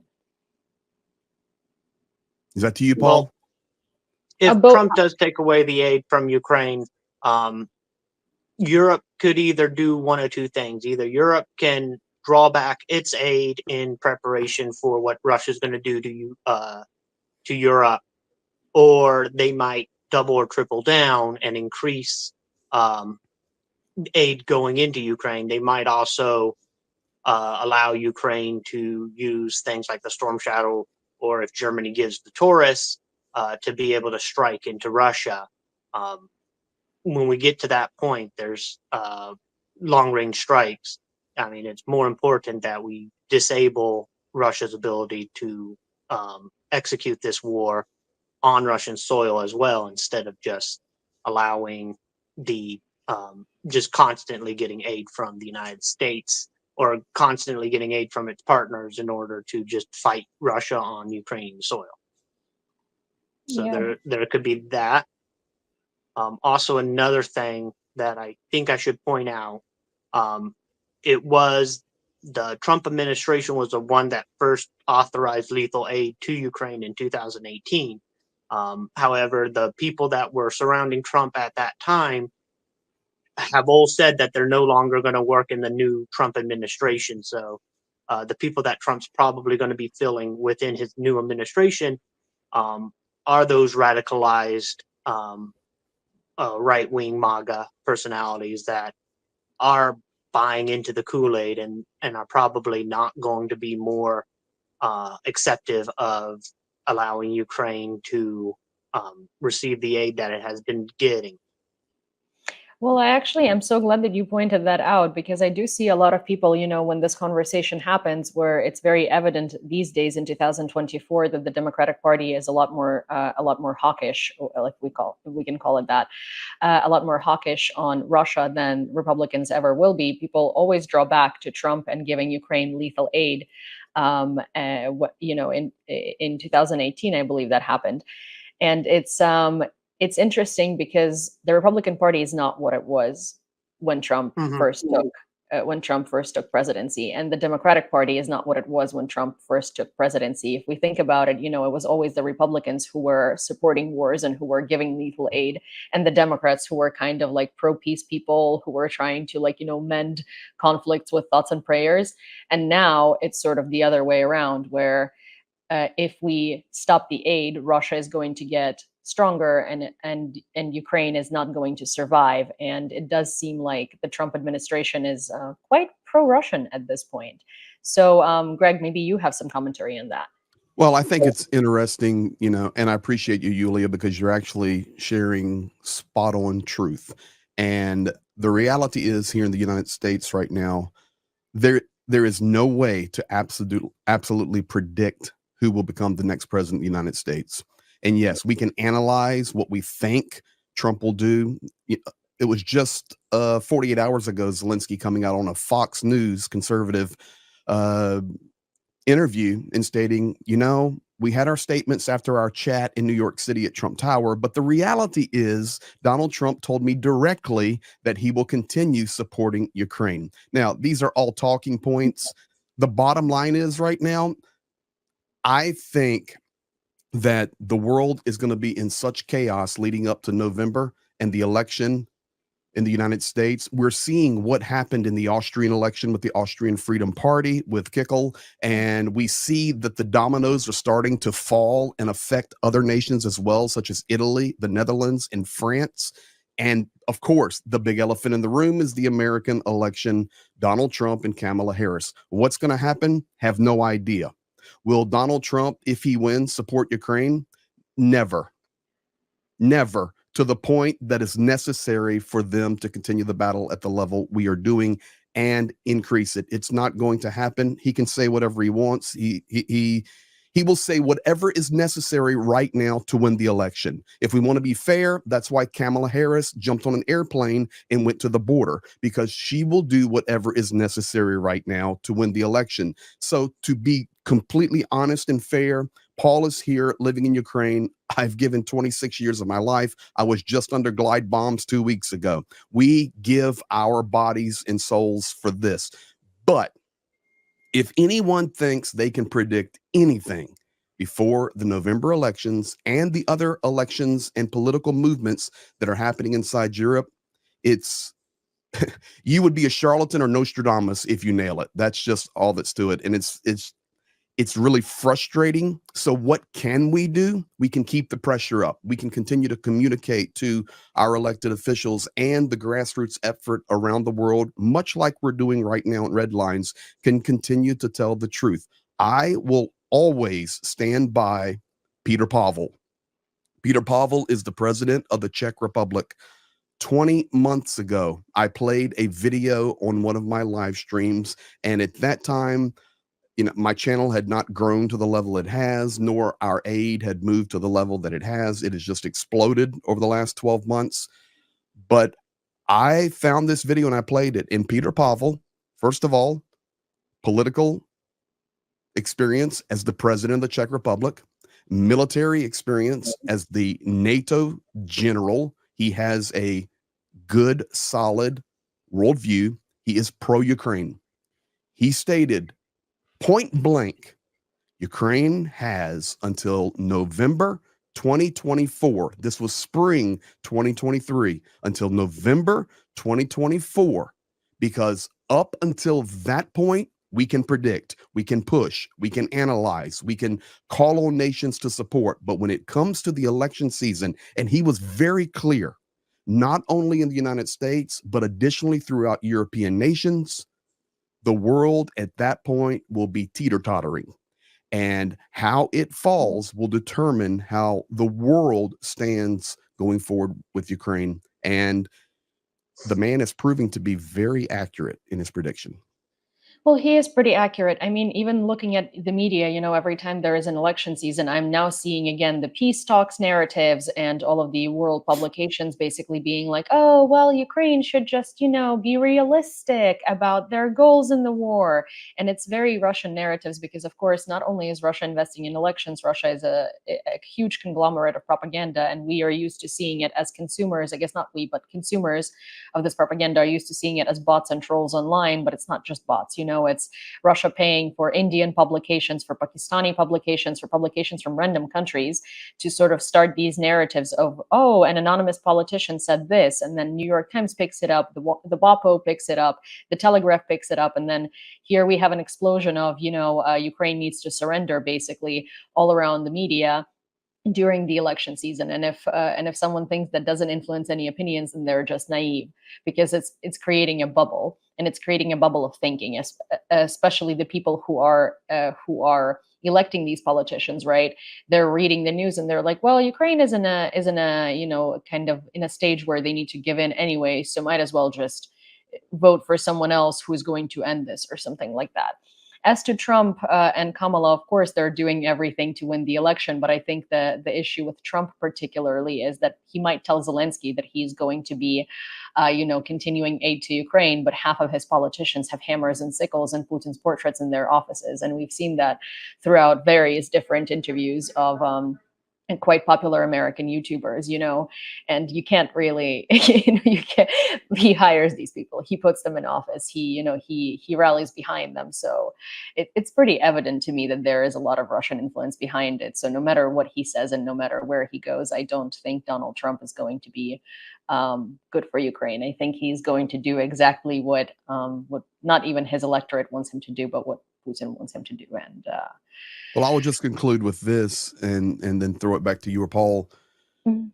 You have to look, when you look at a person, whether it's a presidential candidate or somebody running for mayor of a small town, or maybe somebody you're wanting to hire to work with you. It doesn't matter. You have to look at levels of their interest and levels of their care. And we can safely say, take away propaganda, take away the internal policies in America that is causing us to be a divided nation right now, and we are divided. Very much. Does Donald Trump, in the core of his heart, care enough about the Ukrainian people, the Ukrainian culture, the Ukrainian borders, the Ukrainian future, to invest at a level that will put him out there having to face rhetoric and condemnation from his side? My answer to that is most likely no. It has been obvious that in his pecking order of valued line items, Ukraine is definitely not at the top. Well, before I pass it to Paul, I will say one thing that'll take less than a minute is that if you look at it, Kamala has visited Ukraine as VP, and Donald Trump has declined every single invitation that has been extended to him. So there is your answer. Well, it's not, when you were saying just Ukraine border, Ukraine security and stuff, it's not even just over Ukraine security, it's all of Europe security. Because, you know, before Sweden joined NATO, there was Russian war plans to annex that island that's in between off the coast of Kaliningrad that's controlled by Sweden. There was, you know, Russian war games for the Baltics. How fast could they speed run going to the coast from Belarus and then cutting off the gap between Poland and the Balkans? So there has been these tells that you know, Putin has been putting out there, and it's kind of the same way with the Trump administration, where he will say, "Oh well, you know, I will end this war tomorrow." Same reason he's like, "Oh, we will repeal and make better Obamacare," back during his first term. So there's those aspects of the Republican Party that, or his view of the Republican Party, that we're going to have to look at. But then to go back to your point before, if Russia was realistic, then, you know, they wouldn't have even invaded in the first place. I was out in Ukraine twice in 2010, once before the Ukrainian elections and once after the Ukrainian elections. And it was while I was out there in 2010 that I had made the decision that I was going to have to start moving some equipment into Ukraine, because every person that I had met was very, "Oh, why do you want to live in Ukraine? Why don't you, I want to go live out of Ukraine. I want to live in Europe. I want to live in the United States." Because, and it's always down to the political figures that were in control of Ukraine at that time. And I understood that, you know, it was going to be the next president of Ukraine was going to be a pro-Russian candidate or president, because, you know, what had happened in the 2005 election in Ukraine was really telling on what was going to happen in 2010. And then I had figured that we had until 2015 when, you know, things were going to get bad in Ukraine. 2013, November, December 2013, it did not surprise me. It didn't take me by shock. Like, it was like, it was sudden. It happened before it was expected, but it was understood that, you know, that there was this burning resentment in the population below, you know, underneath, that, you know, Putin just ignored. And if he was realistic about everything, he would have realized that the Ukrainians would have fought tooth and nail, you know, when he came into Ukraine. I would suggest, to further accentuate what you're saying there, Paul, you're looking at the Ukrainian presidency, you're looking at the history, and thank you for that, man. You know your stuff. So I appreciate another American understanding the complexity of Ukrainian politics and sharing about it. Thank you for that. Last night, I played a game of Monopoly with my children and my mother-in-law and my wife. And the game of Monopoly in my home is forbidden by my wife. We've been married 31 years because I become an evil dictator when I play Monopoly. So my mother-in-law, 81, my children, my wife, all around the Monopoly table. And my wife goes to my kids. They've never played Monopoly with me. It literally is banned in my house for me to play. Kids, Meemaw, don't do it. Don't do it. He will turn into an evil human being. The game started. For the first few hours, I was down to very little money, but I was collecting territory. And I was collecting territory. And I was gambling that I would get one hit from one of those four who would hit my spot, and then the money would start to roll. It happened. And I'm just sitting there. And for the first couple of hours, my kids are saying, Dad, we're going to destroy you. Dad, we're going to destroy you. My mother-in-law is laughing at me. I thought you were good at this game. In 30 minutes, I owned everything, including the bank, the table, their cars. They were trying to give me their lunch money. It was over. Why do I tell that story? Because my wife knew I was feeding them the narrative. I didn't know what I was doing. I was just silent. I never opened my mouth, and I let them just talk. Right now, when you hear someone who was a presidential candidate for the United States and has a significant chance to win, let's call it the way it is, when he states that Vladimir Putin is my friend and states it directly to the president of the country that is being invaded, and while he is stating that, missiles are dropping on Pavlograd, artillery is dropping on Pokrovsk, Kryvyi Rih, and Sumy, Kharkiv. During that same window of time, I did a piece about that. While he was saying that, missiles are dropping and civilians were being killed. You are now falling into the trap that you think you are in control. And you have this narrative that you can push out. But in reality, there is a game, and I hate to refer this as a game because I've lost many, many friends. It's not a game. But for this statement, there is a game being played. And unfortunately, Donald Trump looks at this game in a 24-hour window, in a 36-month window, in a 5-year window at the max. If I'm elected, even before I take office, I will end this war in 24 hours. I will bring peace to the situation, to the war, and there will be no more killing. We will do what is necessary, and it will be a just ending for both parties. Sir, you have already taken up residence at Putin's table inside the Kremlin, and you are smashing his narrative for him, and you don't even know it. Last night, my kids won the game for me and didn't even know it. I was just playing them. And I unfortunately feel, and I think we all see it, a lot of that is happening not only in the United States, but now we're seeing it throughout Europe, where these narratives continuing to be pushed. I remind you guys of the 4 stages of ideological subversion with Yuri Bezmenov. He was telling the world this. His famous interview happened in 1984. Russia has been planning for this for decades and decades. And the world's viewpoint is, what happened in the last 4 or 5 years? No. This is why we must take a view. That's why I will always go back to Peter Pavel.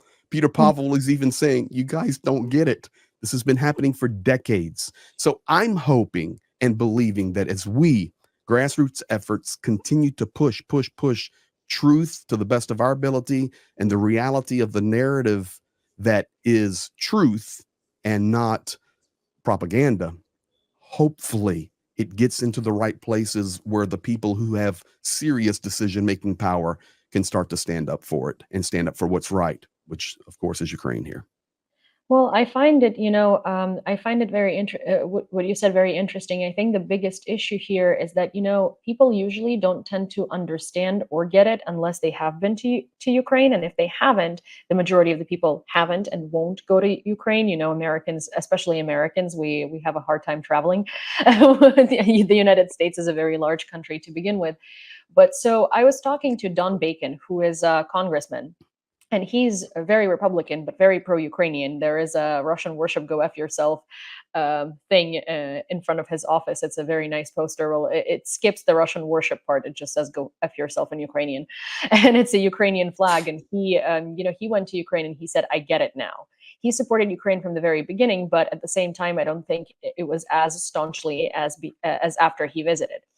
The issue is that we don't tend to care about things that we don't see personally. So once you go, you start understanding. Once you start talking to people in Ukraine, you start understanding that we're not just idiots who are fed propaganda and that's why we think Russia is bad.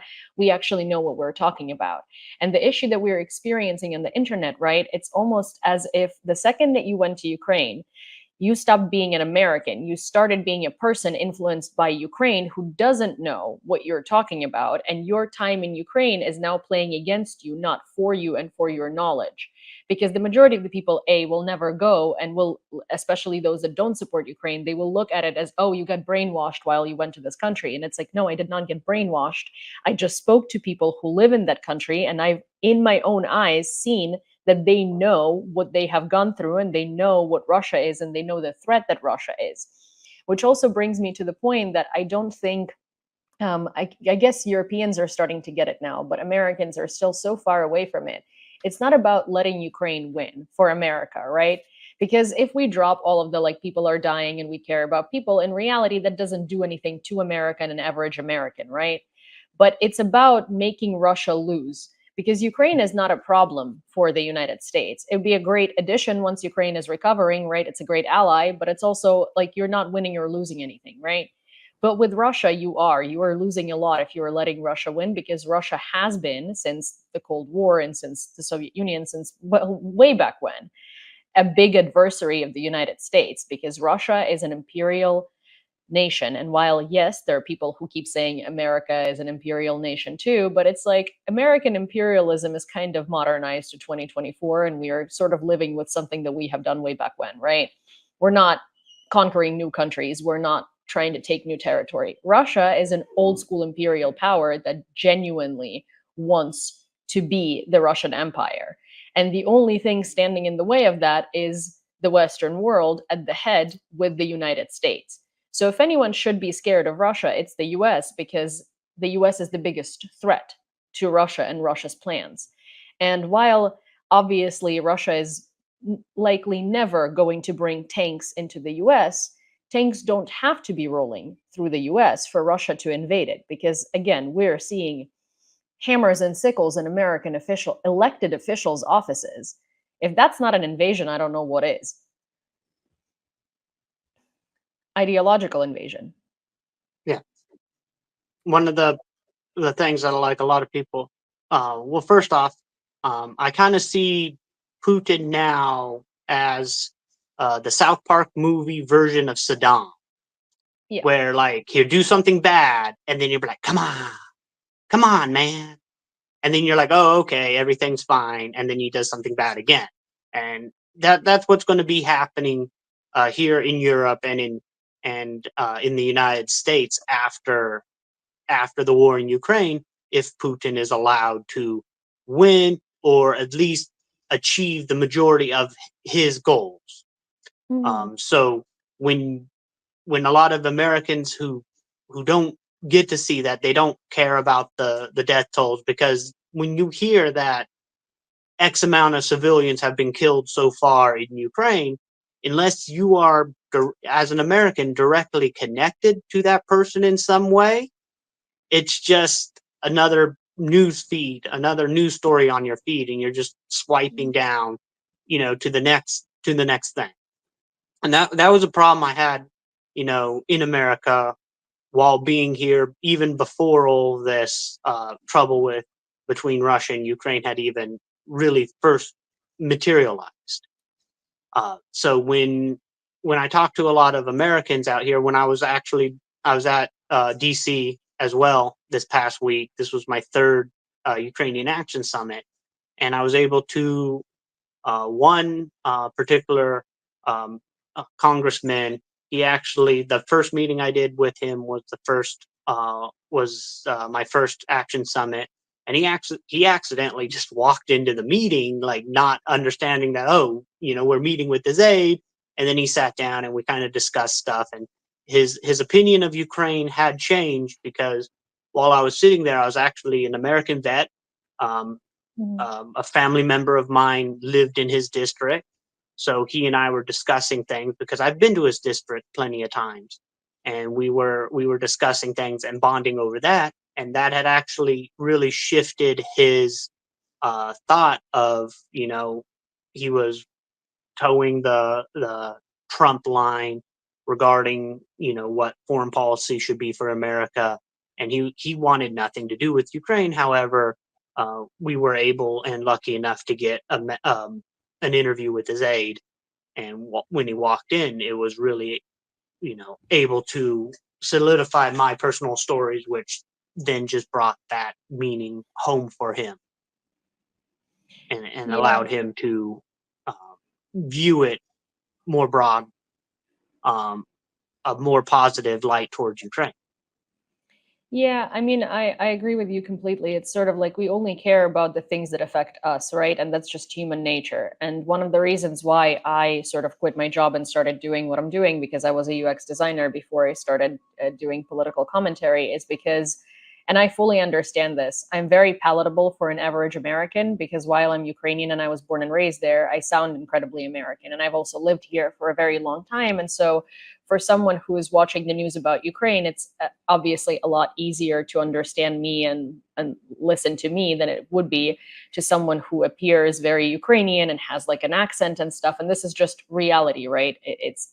I wish it was different, but it's reality, and it's for everyone like that. It's the same as it's easier for me to listen to someone who speaks Ukrainian very well than an American who's trying to speak Ukrainian. It's very nice, I appreciate it, but sometimes it's hard to understand, and the vocabulary is different. So that's why I do what I do, because I fully understand that I have a position of power in that way, where I'm incredibly, not even a position of power, but a position of privilege.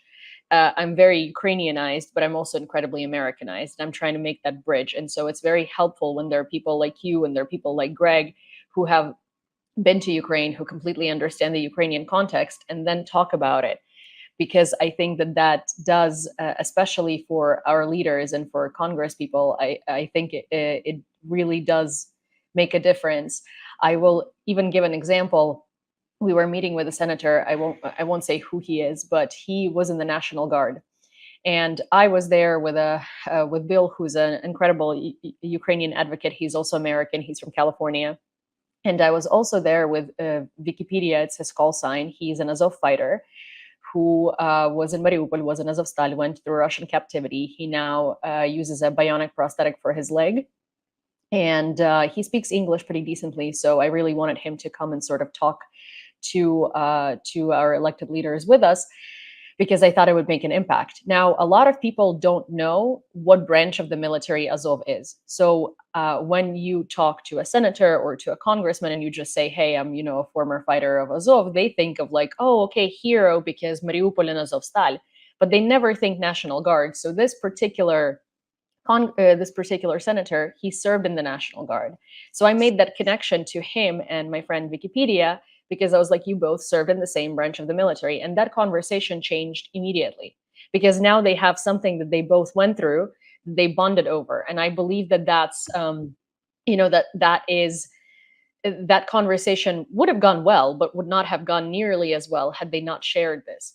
So I guess our best strategy is to look for commonalities between your average American and your average Ukrainian, and with everyone that we talk to about these situations, to make them feel for it much more than they do currently.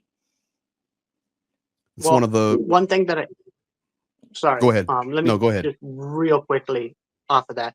One thing that I try to do when I talk to individuals, especially, I'm a Republican.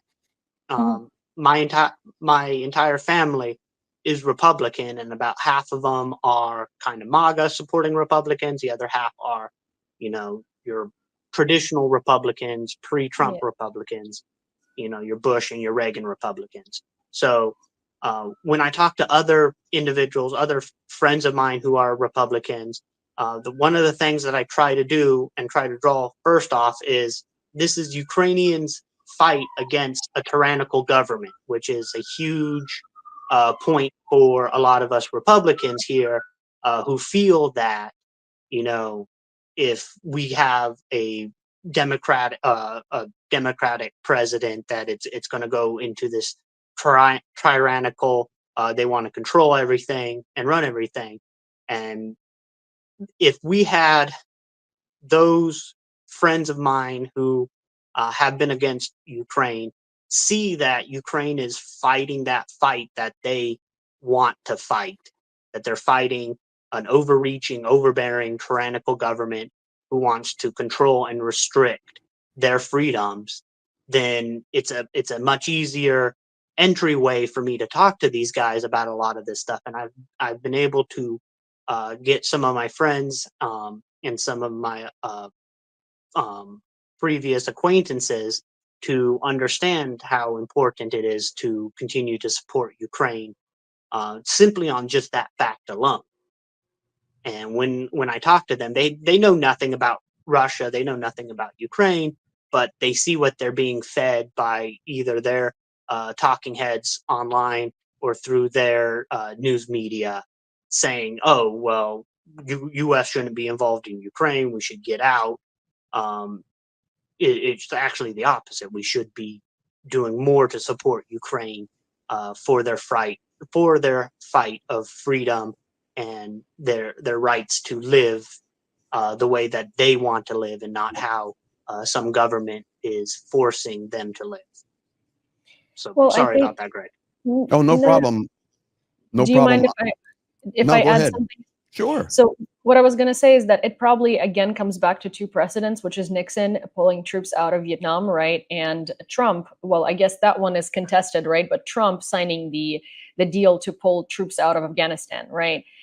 Both of these countries were overtaken by fascist regimes the second that happened. But that doesn't affect Americans in any way other than reading horrendous news, right? Like our everyday lives here in America didn't change because of that in the bigger picture. But if we think of what's going to happen to Ukraine if something like that happens, well, we don't have troops, but we have support. It's going to be a very different situation. Go ahead. I know you wanted to answer, so go. Okay, so like I'm a Afghan vet. I served in Afghanistan 2011 to 2012. I was in the Kandahar area, and it was hard for me to see the pullout. A lot of my personal political beliefs, I believe it's absolutely wrong how the Biden administration pulled out. There was a need to end that war in Afghanistan. I was in Afghanistan when the Iraq war came to a close, and after we pulled out the majority of U.S. troops in Iraq, then we had ISIS, backfill that power vacuum that had happened when we left. So even pulling out of Iraq was a huge issue for the order of Iraq and what we spent a decade doing in Iraq. So there's no right answer in pulling out support without stabilizing that region to a point in where we wouldn't have to worry about that. But then there's so many other political trying to think of the perfect word, but a lot of political not blowback, but just fallout issues with how long are we going to be there. When we switched from a Bush administration to an Obama administration, there were a lot of different ways on how either party had addressed the wars before. So if we do cut support to Ukraine, it's going to be a absolute devastating loss to not just Ukraine, but also to Europe. And sorry, my train of thought got derailed a little bit there for a second. I feel you. I mean, politically, I'm a Democrat, but I will say that Obama's administration was probably one of the biggest disasters in terms of international geopolitics I have ever seen. And I do blame a lot of Ukraine's issues on Obama because of his very, very, very lacking reaction. But I do also understand as a political reporter and commentator that I guess he authorized a drone strike before everything broke out in Ukraine, and that drone strike came to bite him very, very deeply. And once the situation in Ukraine broke out, I guess Obama's response was, I don't want to screw up again, so let's just be very, very careful on this. But he doesn't. I'm sure now he knows what an avalanche of just terrible stuff he started by doing that, by trying to play it very, very safe that time. Paul, thank you for your service. I appreciate that, Greg. And I would also tell you this will be one of the very few pro-Ukrainian support channels where two of us in here, including Yulia with her background being Ukrainian American, two of us Ronald Reaganite conservative Republicans are smashing for the support of Ukraine and leading by example. We're destroying the narrative that Republicans hate Ukraine. What a bunch of bull hockey. MAGA has destroyed the narrative. I would say this, and then I'll let you go. I don't mean to interrupt you, but to bring it full circle, you're speaking about Vietnam, okay? My uncle was in Vietnam. I know it very well. You're speaking about Afghanistan. But for me personally, I don't think those are apples to apples comparisons, and nor the principle there is proper. But the bottom line is we do not have boots on the ground in Ukraine. We had boots on the ground in Vietnam. We had boots on the ground in Afghanistan. We had billions of dollars worth of equipment in Vietnam. We had billions of dollars worth of equipment in Afghanistan. So we can't compare that. We can compare it principally, but in reality, we're talking about a completely different set of circumstances here with Ukraine. We do not even have boots on the ground, and we're able to fight a war proxy, let's just shoot it straight, proxy through Ukraine, where Ukrainians are saying, give us support, give us supply, give us training. We will risk our sons and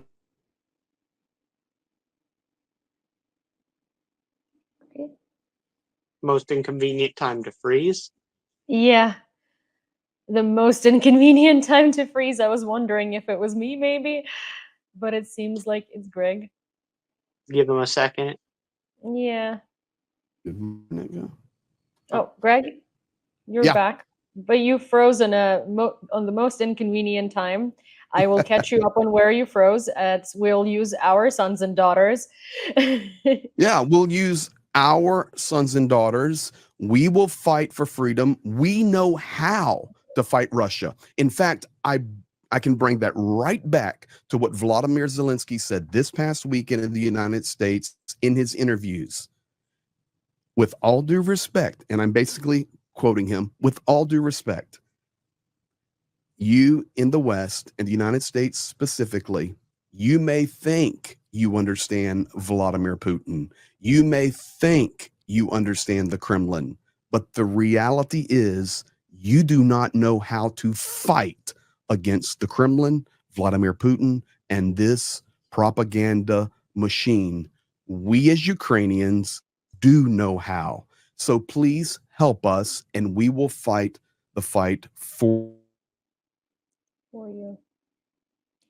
Well, so And while he Greg, froze again.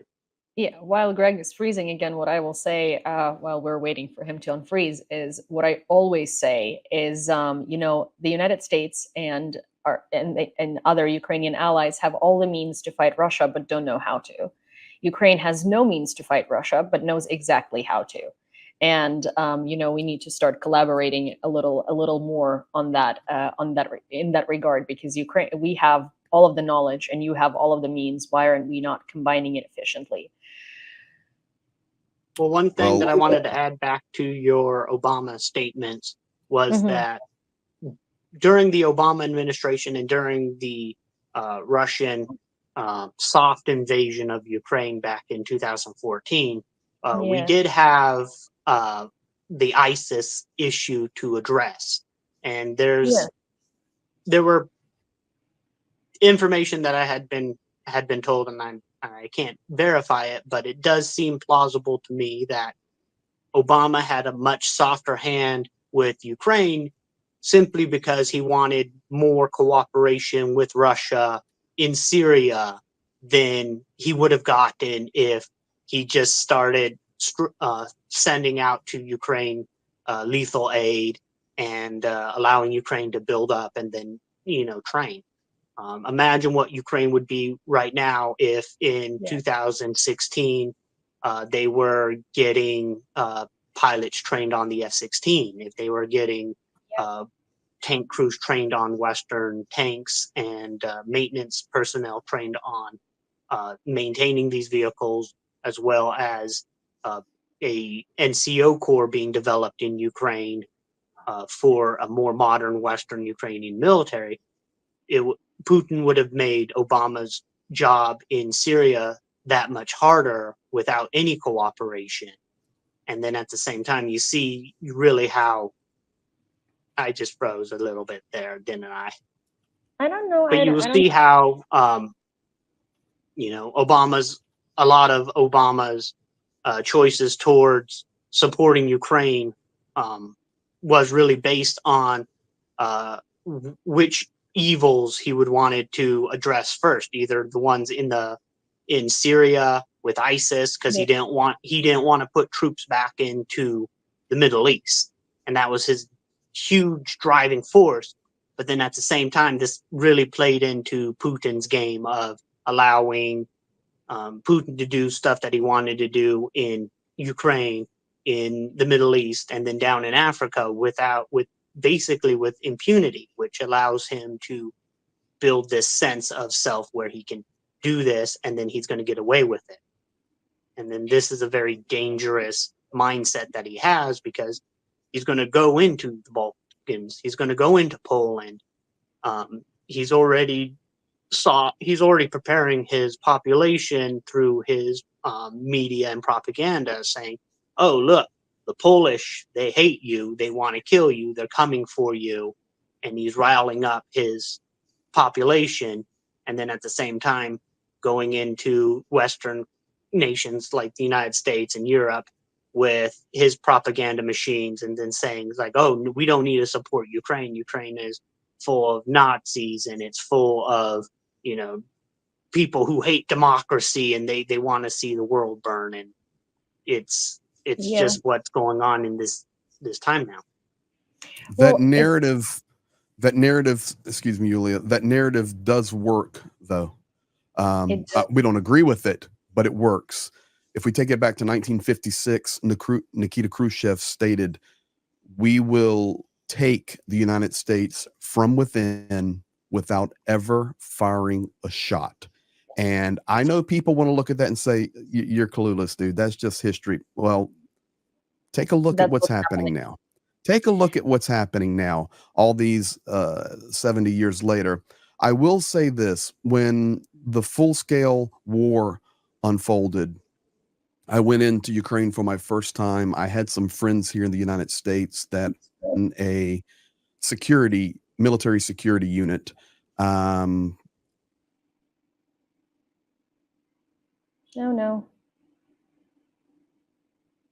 Oh no. It's always on the best stories too. Yeah, it is.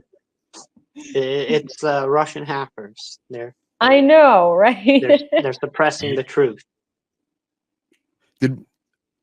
I know you got to edit this, but I don't know where the internet issue's coming from. It's somewhere out there. Like mine's smoking, so it's somewhere out there. I'm checking every time.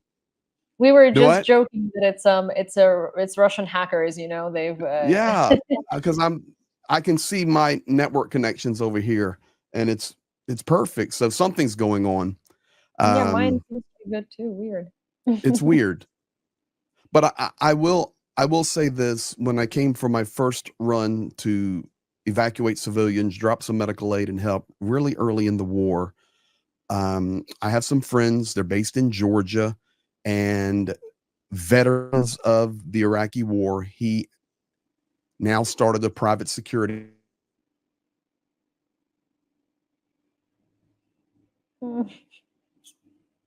Oh no.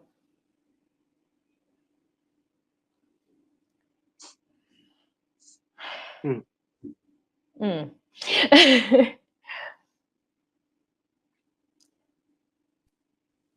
least it's not as unflattering as the first frozen time. I wonder if it's StreamYard. I don't know. Maybe I don't know. Maybe try dropping off and coming back with the same link. Maybe that'll help. Okay. Let's do that. Leave studio. Because I want to hear the story. Yeah, I do too. Uh, so on my first trip after the full-scale invasion, very early in the war, I came dropping aid, evacuating civilians, just at the very initial stages, trying to figure out what we can do to help. And I had a friend down in Georgia who owns a security company. It's full of American veterans who actually the one that I became in relationship with was an American veteran from Desert Storm. That company now runs private security for United States senators, House of Representatives members. And he called me. I've known this guy that owns the company a long time. He says, Greg, I see on YouTube you're going to go to Ukraine. He goes, what experience do you have? I said, in Ukraine, a lot. Military and war, zero, other than my grandfather being a decorated World War II veteran. He says, man, let me send a security guy with you. My dime, my everything. He'll meet with you. We met in the state of Virginia, went over the trip. I was going for a 6-week run and took the guy there. He is a MAGA Republican. And it was so interesting when we went in. He says, Greg, we became friends. He says, Greg, I'm here to make sure you come back alive, even if I do not. That's what our company does. And when we get into close line situations, we're going to be evacuating civilians. We're definitely going to see some military things happen. Listen to me and I'll take care of you. So we get in the Ukraine, we're running around and we get over towards Eastern Ukraine. And for me, I'm running around with my soldiers and commanders that I've been friends with for 20 years that are now commanders in so many different brigades and battalions and platoon commanders. I trust these guys with my life. And we got over into some sticky situation. And as we were rolling in, he asked this question of my partner and I, Zhenya. He says, can you guys show me a biolab? This was serious. I said, a biolab? He goes, I know they're here. I know they're here and I want to see one. I said, well, I can take you to a pharmacy, an ABTEC, and get you some saline solution. No biolabs. They have to be here. I said, they're not. He goes, I know my sources. So, well, you're in my country now, and now I'm your source. There's none here. And he goes, okay, maybe I'm wrong. Maybe my sources are wrong. We run the front line for a few weeks. The first cruise missile that goes over our head, we were way over east beside Bakhmut. And the dude looks up. He goes, I'm leaving. I said, what do you mean you're leaving? Okay, I can deal with artillery and I can deal with AKs and I can deal with drone work, but I'm not staying around cruise missiles. And the guy left the country. We put him on a bus back to Lviv, back to Europe, and he went home. He made it 3 out of 6 weeks. But before he left, this is what he said. Greg, I really honor what you do. And to be honest with you, you're much more courageous than I am. And I am a veteran and I defend senators. So I have utmost respect for you and Zhenya. And I can see that the guys you run with know exactly what they're doing. Well, we got a lot more out of this now, but I will add to that, I guess, while Greg is frozen, that's the experience of a lot of veterans that came in the first weeks of the invasion who were used to fighting in Afghanistan with a lot more NATO support and a lot more organized military. And then they came here and they were like, oh, so this is I know exactly where I was. I know exactly where I was. Because I know you're in good hands, so I'm going to leave you here with all respect to what you do. But I want you to know that I've learned a lot while I'm here. And everything that I've seen points me to the fact that possibly Ukraine is fighting a just war. I will go home and think about it. I will go home and consider it. But right now, I still sit on the fence because I do not know whom to believe. I tell you that story to tell you this. He's still on the fence. And if anything, he's leaning toward MAGA and the Russian narrative. Of course, it's kind of like, grandmas in occupied territories or grandmas in Russia. Like you can tell them you can tell them the truth. They'll see it, they'll hear it, they'll kind of be enlightened for a day, and then the second they turn Russian TV back on, it's regression to day one. So that's kind of that's kind of how propaganda works, and it's crazy, but it is what it is. But I do want to tell you that you should have taken him to a biolab.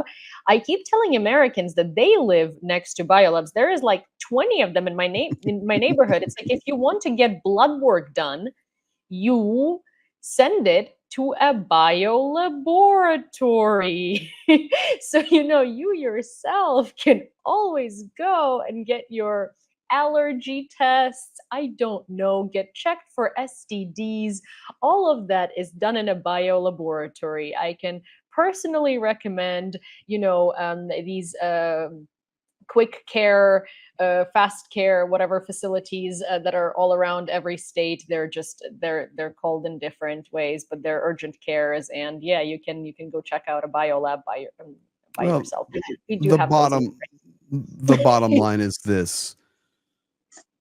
We can actually even take people to the front and have them experience it. Mm-hmm. It just shows you the grip of the narrative that has been in action for decades and decades and decades. So what we're doing here is we're combating that.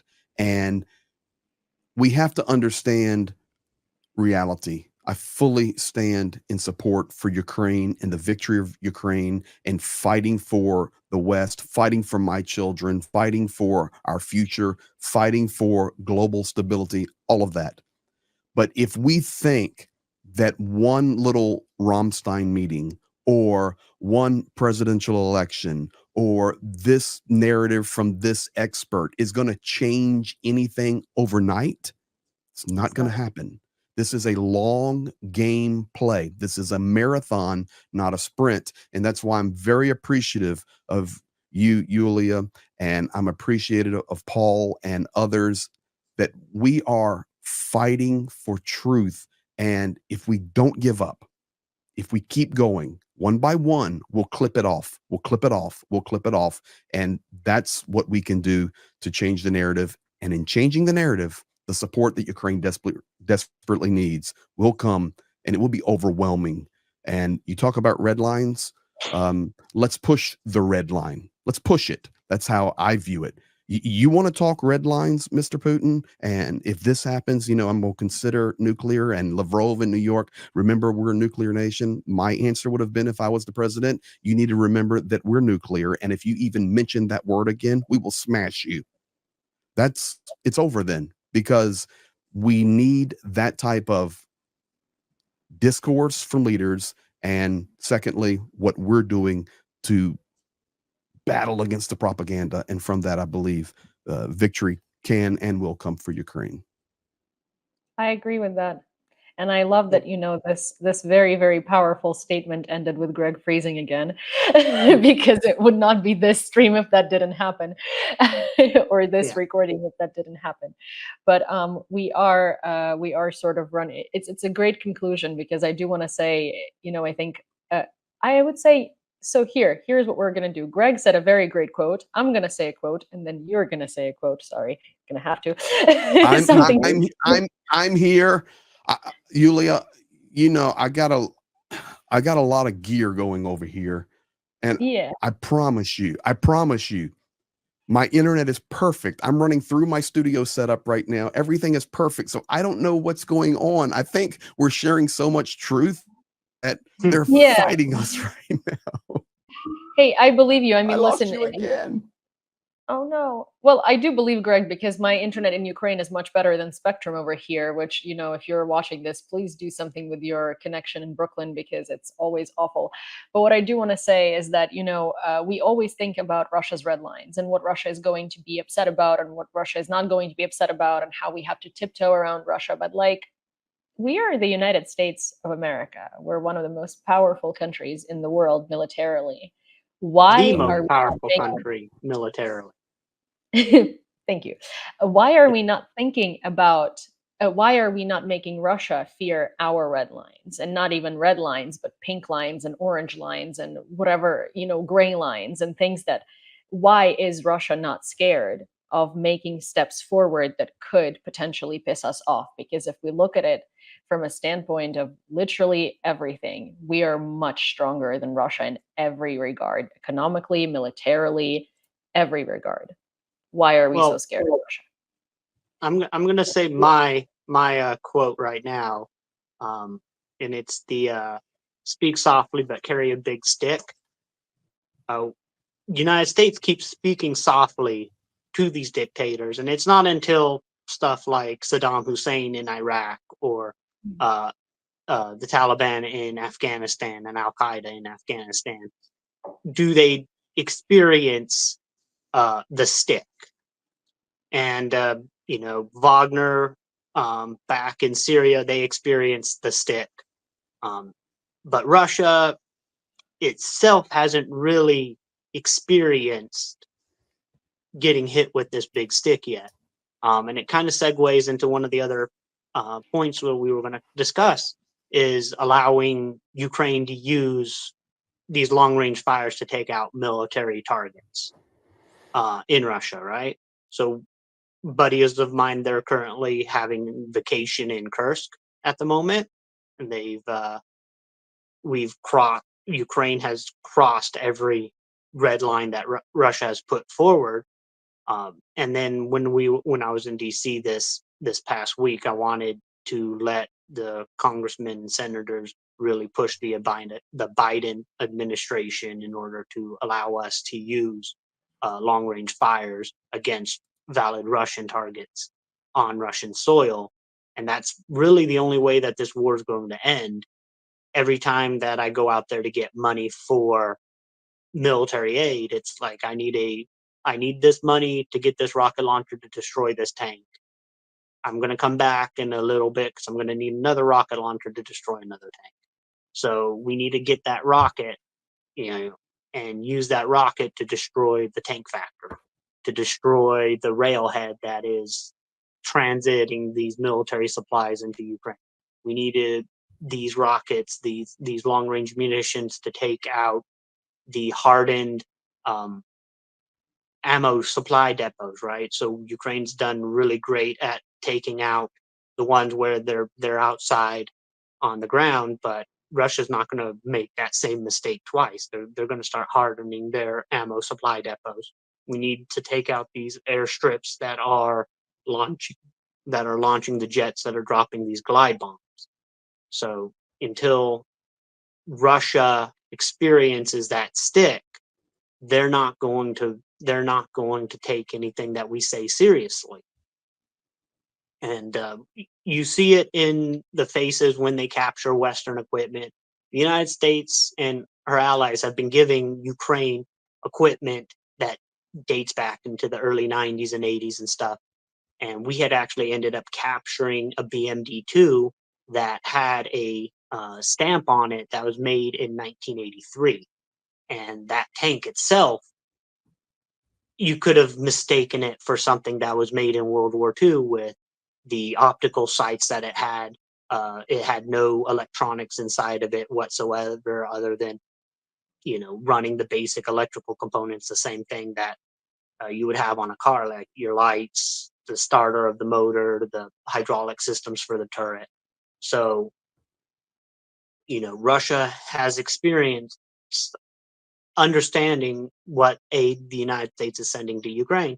So we need to continue on with more aid to Ukraine, but also allow Ukraine to use this aid in order to bring this war to an end as quickly and as less destructive as what Russia plans to bring this war to an end with. They're currently outside of Kursk. I was stationed there all of 2023 and in December of 22. So they're starting to level that city the same way that they had to level Bakhmut or Avdiivka. Yeah, that's what Russia always does, but I hope that One sec. I'm in New York, so I don't know if you hear these lovely noises, but there is always someone with a car with like very, very huge subs playing some incredibly atrocious music. But well, after this lyrical pause, thank you so much, guys, for contributing to this, to this segment, to this channel, and for sharing your thoughts with me and with everyone who's going to be watching it.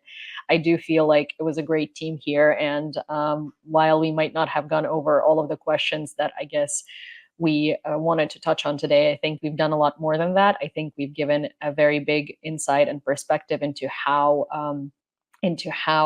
this narrative around the world and the election and the war in Ukraine today is being built, and how we can combat it, and how we can make sure that we don't fall for what dictators want us to fall for. So thank you so much for being here today, and thank you so much for giving me your time and our viewers your time. And I hope to see you here again. Thank you. Look forward to it, Yulia. Paul, thank you. Thank you, Greg. Thank you, Greg. Thank you. You're welcome.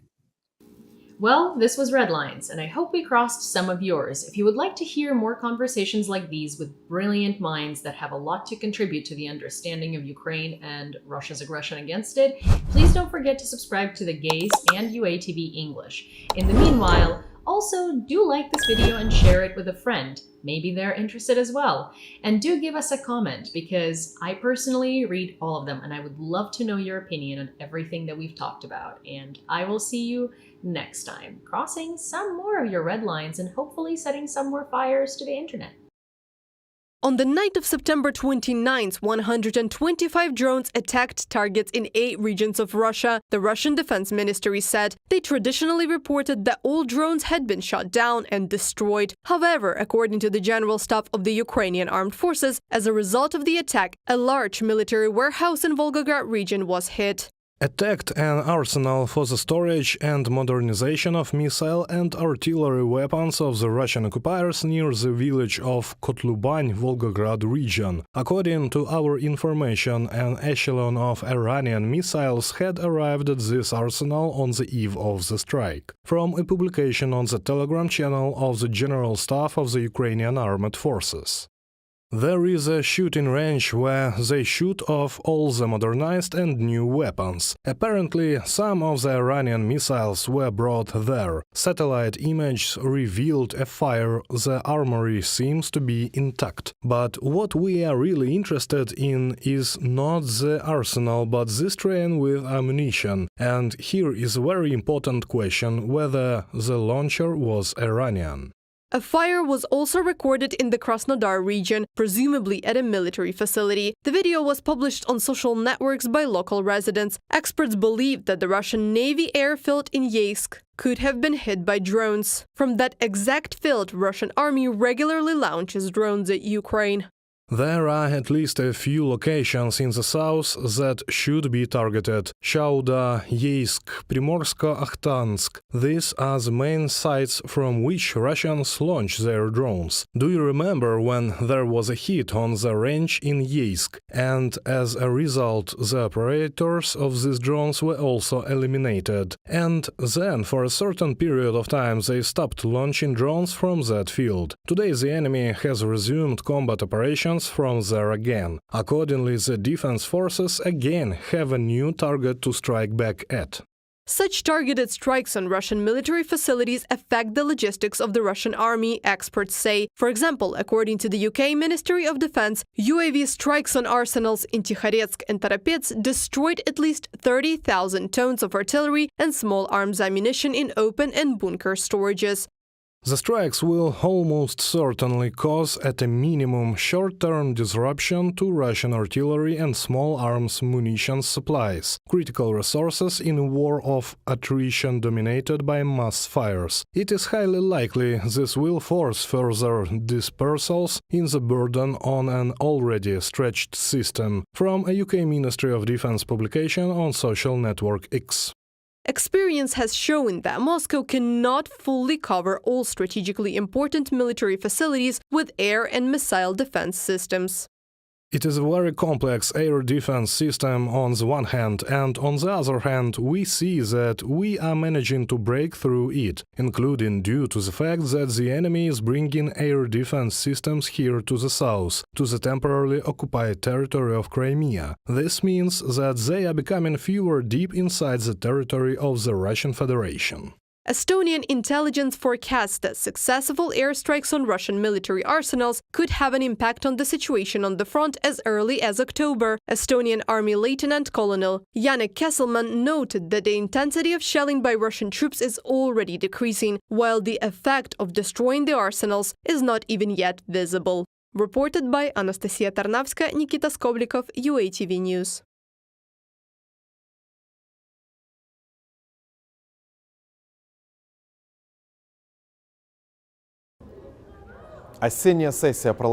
The autumn session of the Parliamentary Assembly of the Council of Europe has come to an end. It was a very important and productive session for Ukraine. 3 resolutions were voted unanimously: on Russian propaganda, on Ukrainian prisoners of war, and on the Holodomor. But let's break it down one by one. Propaganda and freedom of information in Europe. 117 votes in favor of this resolution. It in turn calls for the introduction of sanctions against Russian propagandists and the state media of the aggressor country.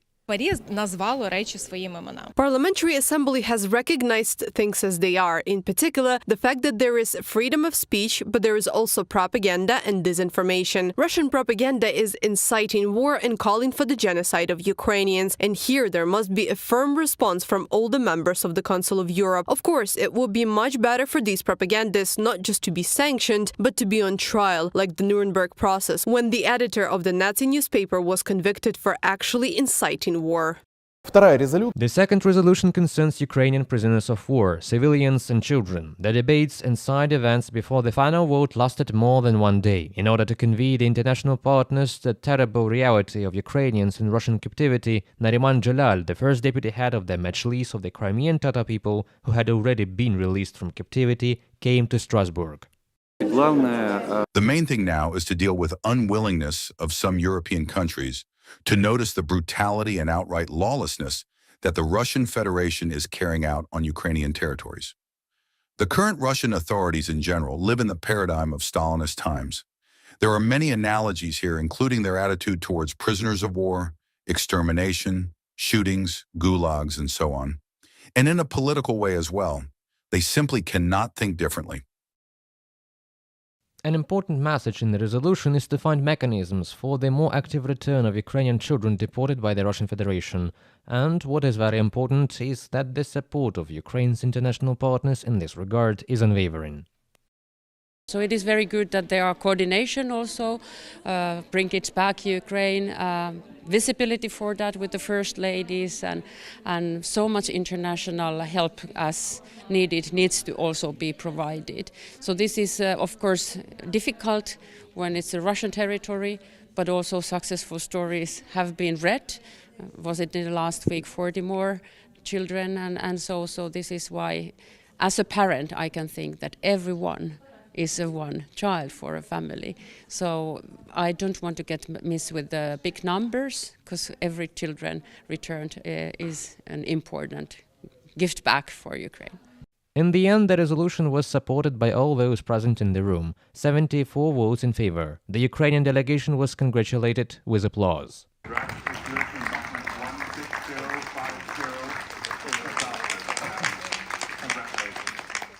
The resolution has been adopted.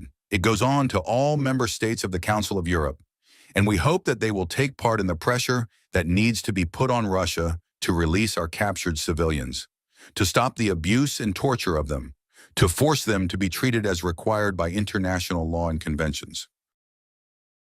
And we have been constantly trying to also analyze and formulate the legal consequences of this aggression. And of course, right now, the acute problem with POWs, also with civilian hostages, with the deported children, it's one of our core topics. We follow that very carefully. И также посев. The PACE also officially recognized the Holodomor of 1932-1933 as genocide of the Ukrainian people. The document states that the former Soviet leadership deliberately implemented the policy that led to the famine in Ukraine. To summarize, there was, is, and will be a lot of support for Ukraine in the Council of Europe. And since the start of Russia's full-scale invasion of Ukraine, it has only grown stronger. From Strasbourg, France, Oleg Borisov, Alexander Shkot, Paweł Sztermach, Anastasia Tarnawska, UATV News.